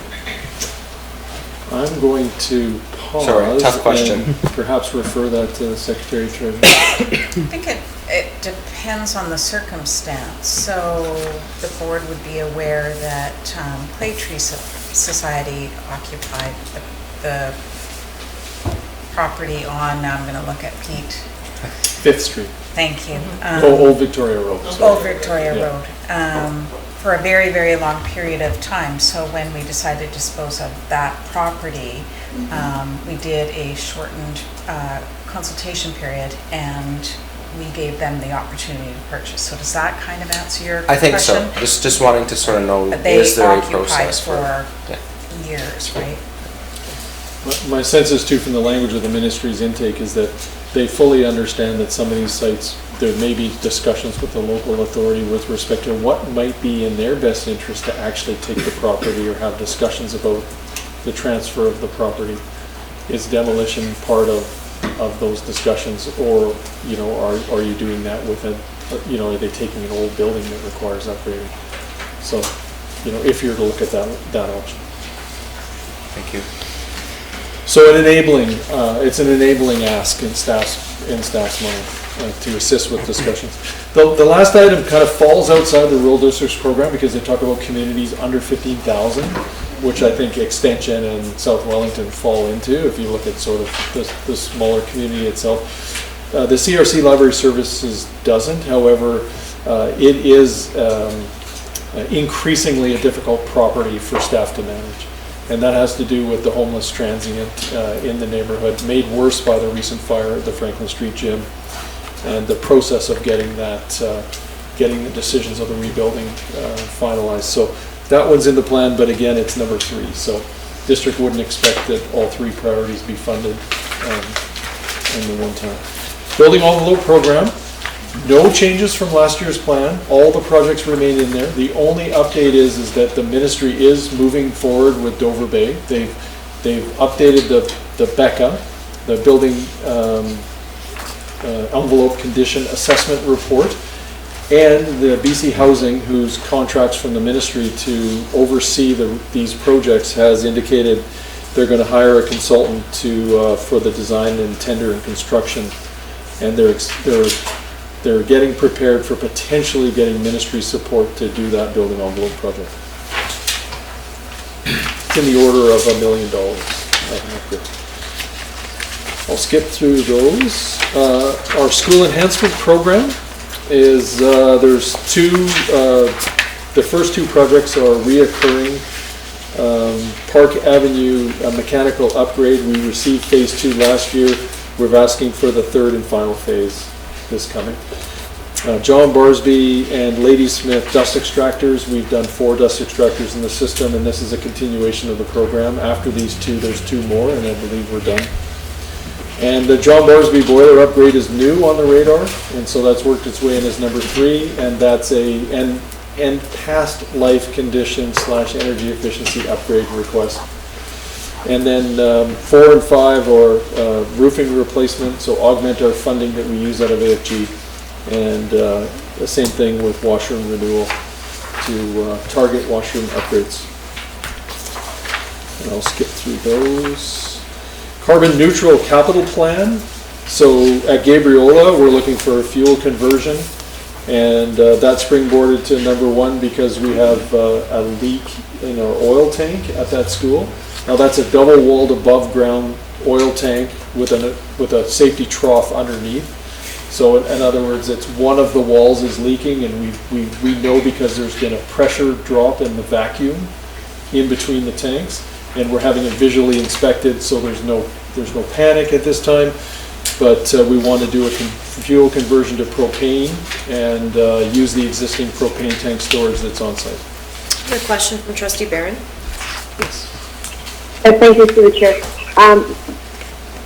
It was on the previous slide with the HVAC. So if you could just place me as to where we would be discussing it, because I don't know if it really fits in here, but I know portables are funded differently, but I'm trying to figure out where we would be planning for HVAC systems within our portables. If this falls in here, if not, where would it go? These considerations around heating and cooling our portables that we have in place, and so on. So great question. The ministry does ask for projects that are $100,000 or more. However, if out of the SEP funding, however, they have indicated we could bundle projects. Now, heat pumps are the latest solution for the heating system for portables, and a heat pump does provide, as we all know, a modicum of cooling / air conditioning, as well as energy savings.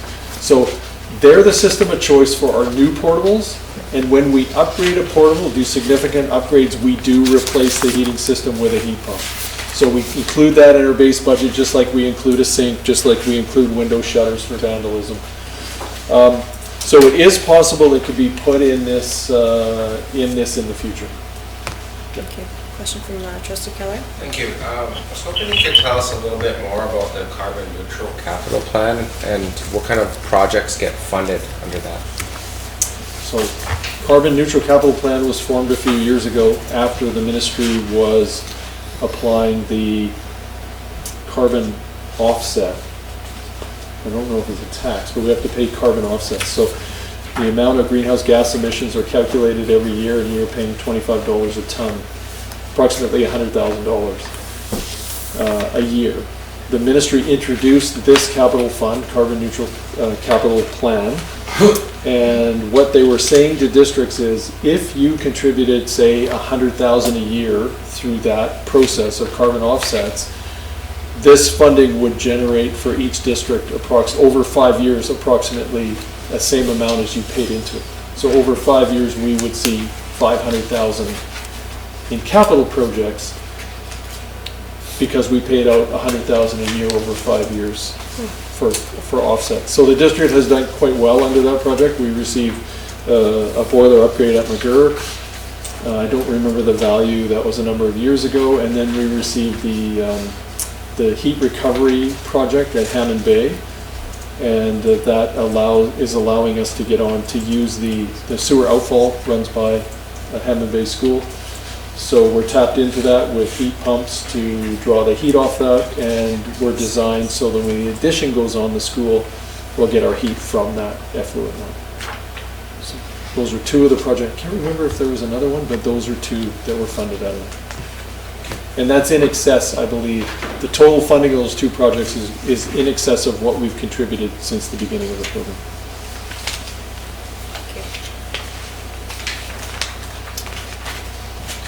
We revisited our bus inventory, and there are no buses that meet criteria for replacement. However, we have received 2 replacement buses over the last year due to significant engine failures. Playground enhancement program, we touched on that earlier. So last year we received Georgia, it's underway this summer. This year we received Gabriola. We're using the same template of request for proposal, and the design's well underway.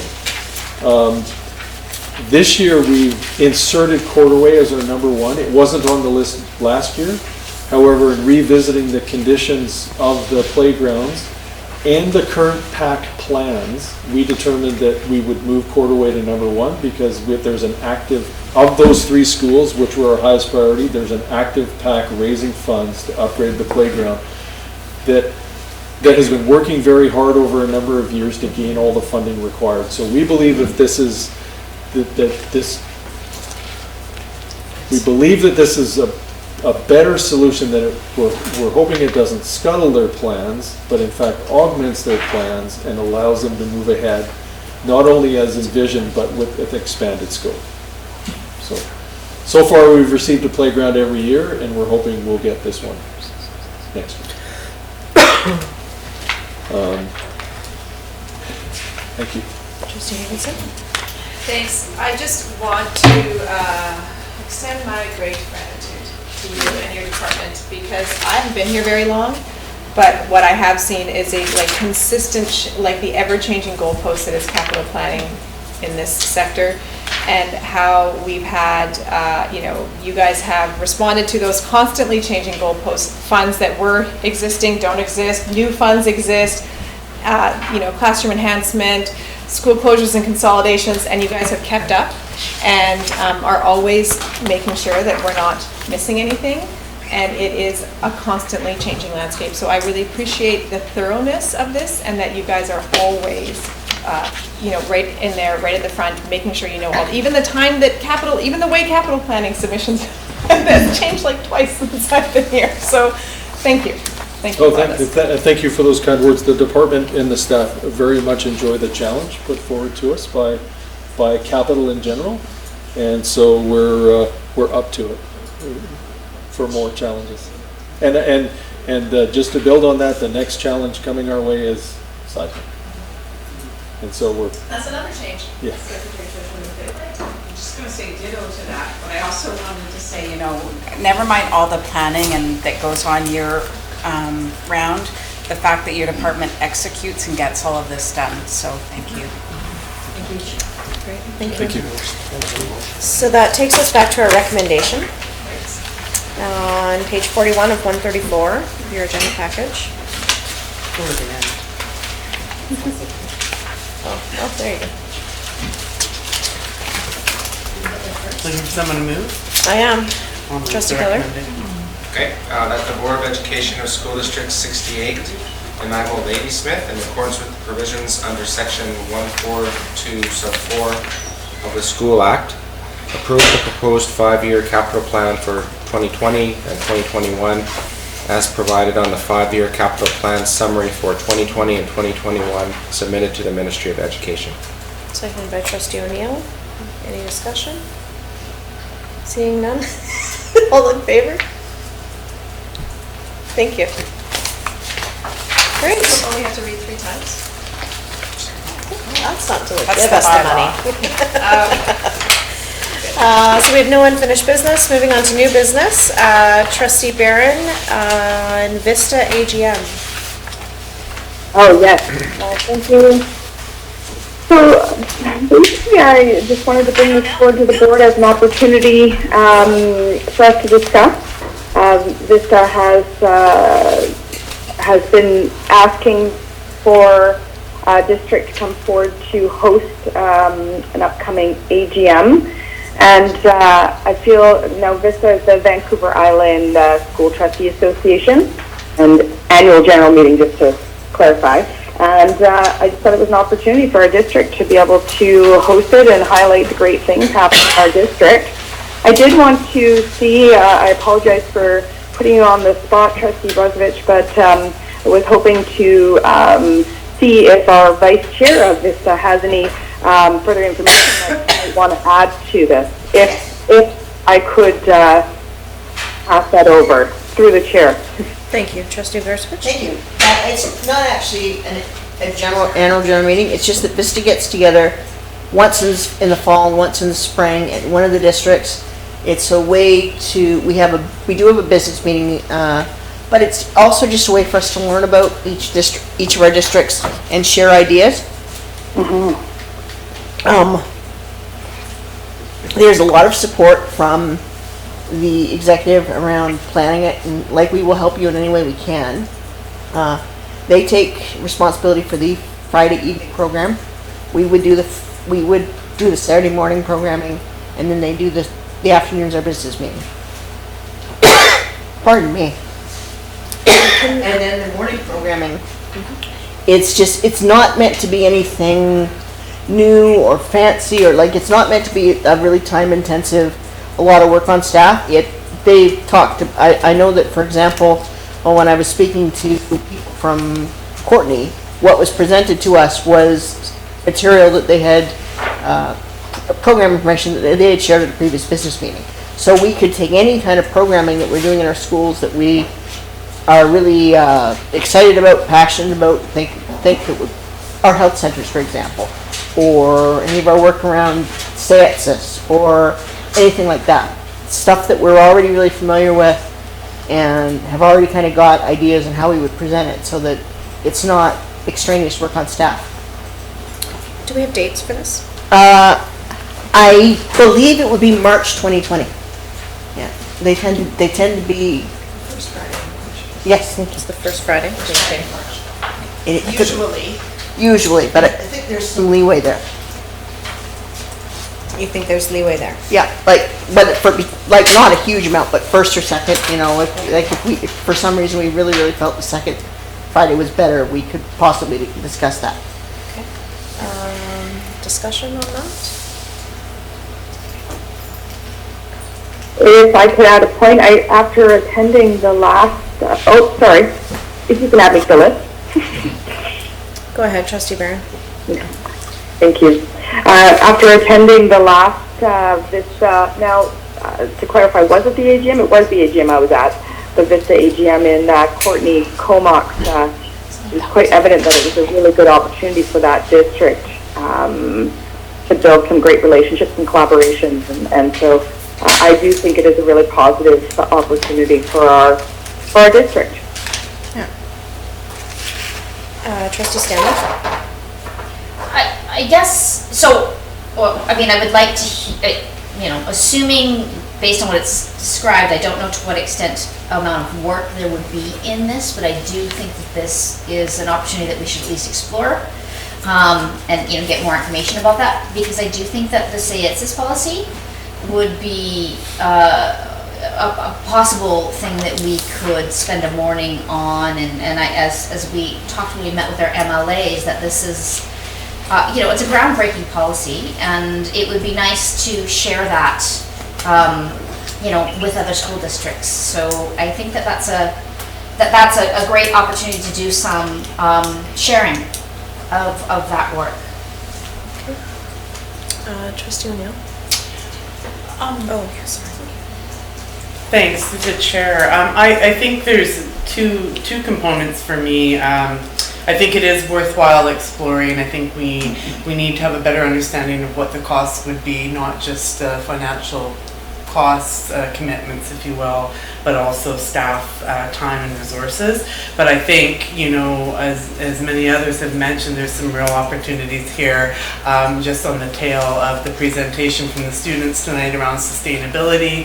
Here's a way that we can work with other districts on the island and talk about some of the places where we may be leading and some of the places where they may be leading, and how we can collaborate our efforts and go outside of our district in that sort of global awareness and work that we know needs to be done. So I would be looking at that as a potential theme for a potential AGM in the spring next year. Trustee Higginson? Thanks. A couple of notes. Nanaimo is due. That doesn't mean that we should have it. But since I've been a trustee, we have not been able to host it for various reasons. And other districts are now sort of onto the, have had it twice. So, you know, when you think about the size of the districts in Vista and the location, we do have to think about equity involved and maybe pulling our weight a little bit. I think that costs also is something that we should think about, is that costs may be offset by the fact that us would not be paying for hotels and travel somewhere else, so there is a cost savings that may just be offset. But I do think it's important for maybe Trustee Berzovich and Trustee Barron to talk to our staff about it and make sure that they're good with it. We have a lot of things that we're doing well here that are worth highlighting, and many other districts have already hosted and are now on their second round, so I think Nanaimo does have to, it's our turn, maybe. So I just want to touch on something, and I can't go into much detail on it, but I do know that through some of the other work that I've been doing on different committees, that there's the possibility that Nanaimo's hosting another event for one of our staff groups. So I just want to make sure that it doesn't conflict on the date, because I think what a lot of people are talking about is the themes around what we'd like to hear about, and perhaps some of those people we would need to pull in for what we'd like to share. They might be booked already, so we need to work on dates. That's my only comment. Can I just jump in? I'll just add that we would be happy to host. I think it's a great opportunity to, it's been said, to showcase all the great work we're doing here. But maybe just give us an opportunity to see when it is and what conflicts we have. To your point, I just think we're overdue. It'd be great to have it here. Trustee President? I think if we told them that we had something happening in the spring, that spring wouldn't work and we prefer fall of 2020, that would be good too. I think to Trustee Higginson's point, it's just we haven't hosted since 2007. And we're a pretty big district, and we're a good central location. So it's just really that we got to get a turn in here at some point, soonish. You know? So I guess my question then to the board is, can we, or perhaps rather to you, Trustee Berzovich, is can we provide a response in the next couple of weeks, knowing that the board's intent is to Yes. host? Yes. So that we can make sure we're not having a conflict of dates? Yes. Great, thank you. Thank you, Trustee Barron. Thank you. So moving on to 13.2, so something that's coming out of our long-range facilities discussions that I wanted to bring forward for the board to consider. And it's just for the board to consider that the board issue, or that the chair write a letter on behalf of the board to our local municipalities, regional districts, and community stakeholders, inviting them to participate in our upcoming long-range facilities planning process. So I'm just putting that out there for discussion. If you guys feel it's necessary, then somebody can move it. I'll move it. I'll second it. Trustee Higginson and Trustee Berzovich, any discussion on it? Great idea, thank you. I think it's a fantastic idea. All those in favor? Thank you. Can't take credit for it. I think it might have been George. Or maybe not. Oh, maybe it was Chantal. Then can we just add that, make sure that the nations are in there too? Yes. Oh, yes, that's absolutely my intent. Thank you. 13.3, Trustee Keller. Thank you. So, as everyone's aware, we recently discussed our draft policy committee terms of reference at our last business committee meeting. And through the discussion, I guess... Sorry, just as a point of order, before you start talking about your justification, you have to move the recommendation first. Okay, I will read my motion. That the Board of Education rescind motion R19-03-13-13, that the Board of Education of School District Number 68 approve the composition of the Board Governance and Policy Committee as stated in the draft terms of reference. Is there a seconder for that? Trustee O'Neill? Go ahead. Thank you. So, again, so we had a discussion around the draft terms of reference for the policy committee, and through that discussion we discussed that we had previously approved the policy committee terms of reference, composition, to include the chair and 2 trustees, and we did that through the motion listed in that I just read.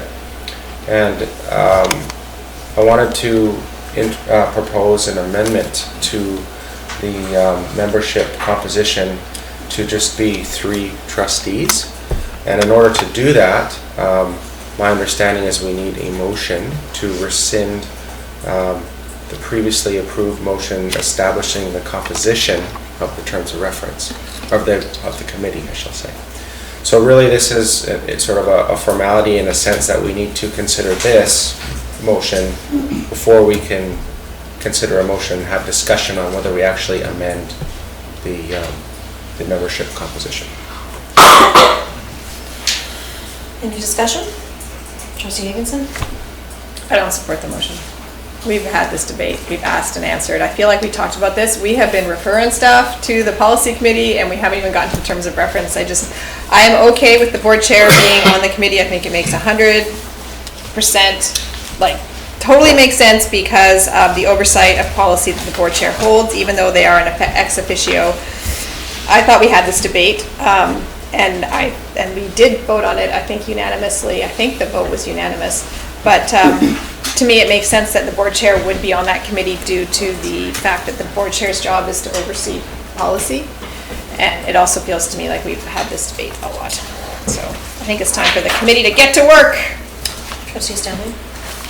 I'm going to speak in favor of this motion. I did not have an opportunity to vote on this the first time as I was away during that meeting, and so I missed that. So I do appreciate an opportunity now to speak of it or to it. The reason I support this motion or considering looking at membership is I would prefer that we have an opportunity to have the people with the most background skills, whatever, interests, as those members of the policy committee. And that may or may not be the board chair. It could be other trustee members. So this is nothing about it not being the board chair. It's just about that we aren't limited in choosing the trustee membership on the committee. It's possible in the future that a board chair may not want to sit on this committee or may want other people. And so the reason that, I just think that we have limited ourselves in restricting the membership in this way. And I think that it would be useful just to open it up to 3 trustees in total, one of whom could very well be the board chair.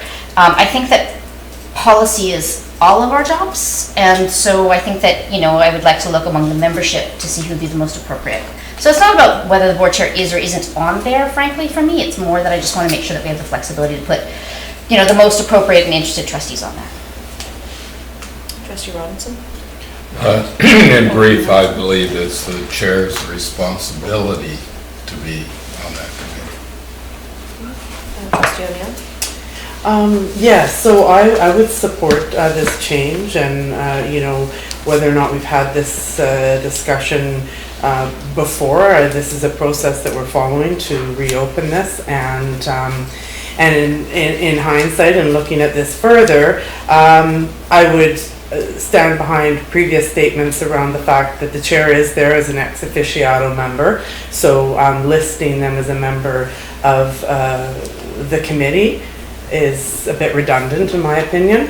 I would also say that, you know, there's nothing preventing the chair from being a member because the chair is essentially a trustee, so by listing 3 trustees.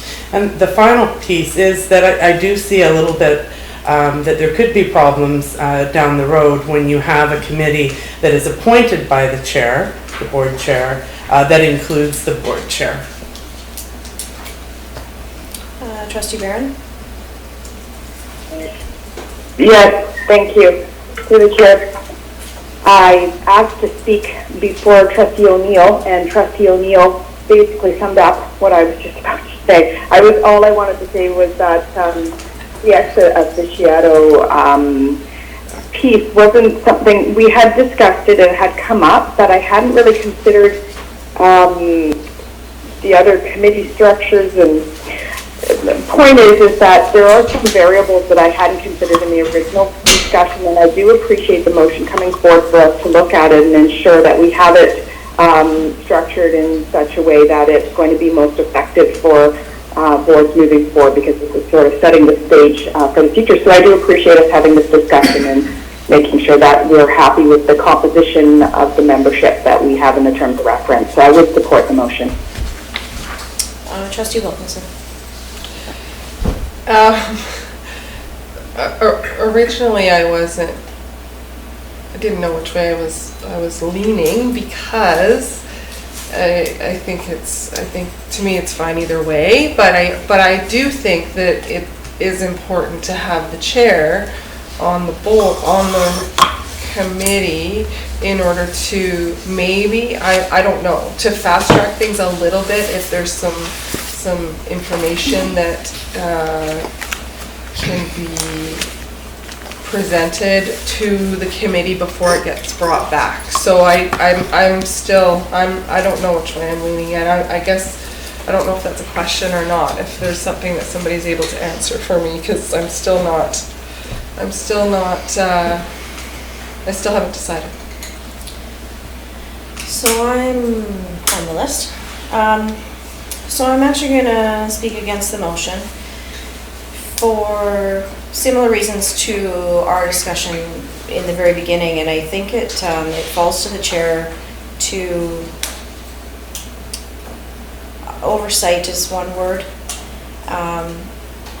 I think having the chair as a part of that committee speaks to their ability to consider the impacts of changing policies compared to what we currently do, for example. So if we, with the chair putting typically a significant amount of time in understanding the processes and everything else that's in our policies, I think that the chair offers different insight and value possibly to the impacts of changes that are offered to that committee or through the process of changing policy. And so I think that perspective is valuable in coming from a chair. It is a bit of a different view sometimes, and that's hard for me to describe and to articulate right now. But certainly there's things where I can understand where people are coming from, but from a chair's perspective, I might view something differently in that position. And so I'm going to speak against rescinding the motion. Trustee Keller? Okay, obviously I'm going to speak for changing the motion. And for me, it's not about people, it's about the structure of the committee and the fact that the chair is a trustee. So in my mind, it's about flexibility. So if going forward, whoever is the next chair decides that it doesn't want to be part of the committee, we don't have to go back and revisit the terms of reference. So having the flexibility in my mind is where I think why I'd like to see the change. Any other speakers? Did you want to close debate? Sure, call the question. Or unless... Well, do the chair. Sure, go ahead. Just to add, and maybe it's reiterating this point, but again, this is not meant to indicate that we do not see the chair on this committee. It's down the road looking at not establishing a rule that puts a chair on this committee automatically. And I would sort of go back to a previous statement that was made about we've already had these discussions. The thing is we have now the terms of reference before us. And so if we are establishing this committee and if we are establishing terms of reference, if not, when would we have this discussion? And to Trustee Keller's point, I think, we don't want to see ourselves going back to this in the future, or other boards having to go back to this if we are able to direct it at this point in time. Okay, so I just have one more comment before we call the question. It's just to state plainly that as the current chair who's sitting in that position, by no means do I think it's about me. Just for the record. Yeah, if anybody's like, don't worry about that. So are we prepared to call a question? So all those in favor of the motion? We have Trustee Keller, Trustee O'Neill, Trustee Berzovich, and Trustee Stanley in favor. Trustee Barron. And Trustee Barron. Opposed? Trustee Robinson, Trustee Wilkinson, Trustee Higginson, and Trustee McKay. So the motion is rescinded. Or I guess it carries. The old motion is rescinded. So that moves us on to 13.4, draft board policy committee terms of reference. Perhaps I can ask Trustee Stanley to speak to that. So first let me ask a clarifying question. Should I just change this to, since we're doing this and we already voted on the composition, should I present this as scratching out board chair and just putting trustees 3? And present that as part of the current terms of reference? Would that be acceptable in an IC efficient process? Certainly. Okay. If that's, I mean, I would like to put these to rest this evening. If that's the only Right, remaining I do too. business, then. Yeah. So if I'd I like to will do that. present that unless I get any, okay. So then it's going to be a slightly modified version just in that sense that under membership it will list superintendent, secretary, treasurer, trustees, bracket 3. Every other change that we've made was truly intended to reflect the comments made around the room. Even when people didn't necessarily disagree, there was a balance between those perspectives. So I'll go through the changes. Trustee, I believe Higginson asked for an if needed about meeting arrangements and the addition of rights orders, and that has both been done. Sorry, I'm looking at my wrong document here. Because, there we go. The main changes are under reporting, and I think reporting was the biggest area of change, although you may not actually even notice it. And this was really reflecting 2 things, or maybe even 3. The addition was to have it explicitly put in there that there was an ongoing work plan, and that is part of the reporting requirements from the policy committee to the board. And so what's done there is that it's reflecting that the board wants to be updated and have an understanding of what's happening in the policy committee, so they can, get progress on the motions that have been referred and an understanding of the nature of the work that's going. As well, it gives an opportunity for the policy committee to report back on what they've done and as well what they think might be important with regards to updating old policies, because that's another aspect of the policy committee, is to review those old policies, and that might not come from a reference from the board. It might just be, we were supposed to review this policy 10 years ago, we should get on this. So it was intended to reflect that the policy committee is a committee of the board, and the board, and they do report to the board, and that's an important aspect of it. Yet, also the work from within the committee will be needed to communicated to the board as well. So that's the main stuff. I added work plan. I added just reporting on progress of referred items at least once per year. So in other words, the board would be updated on their requests for policies to be created, reviewed, whatever.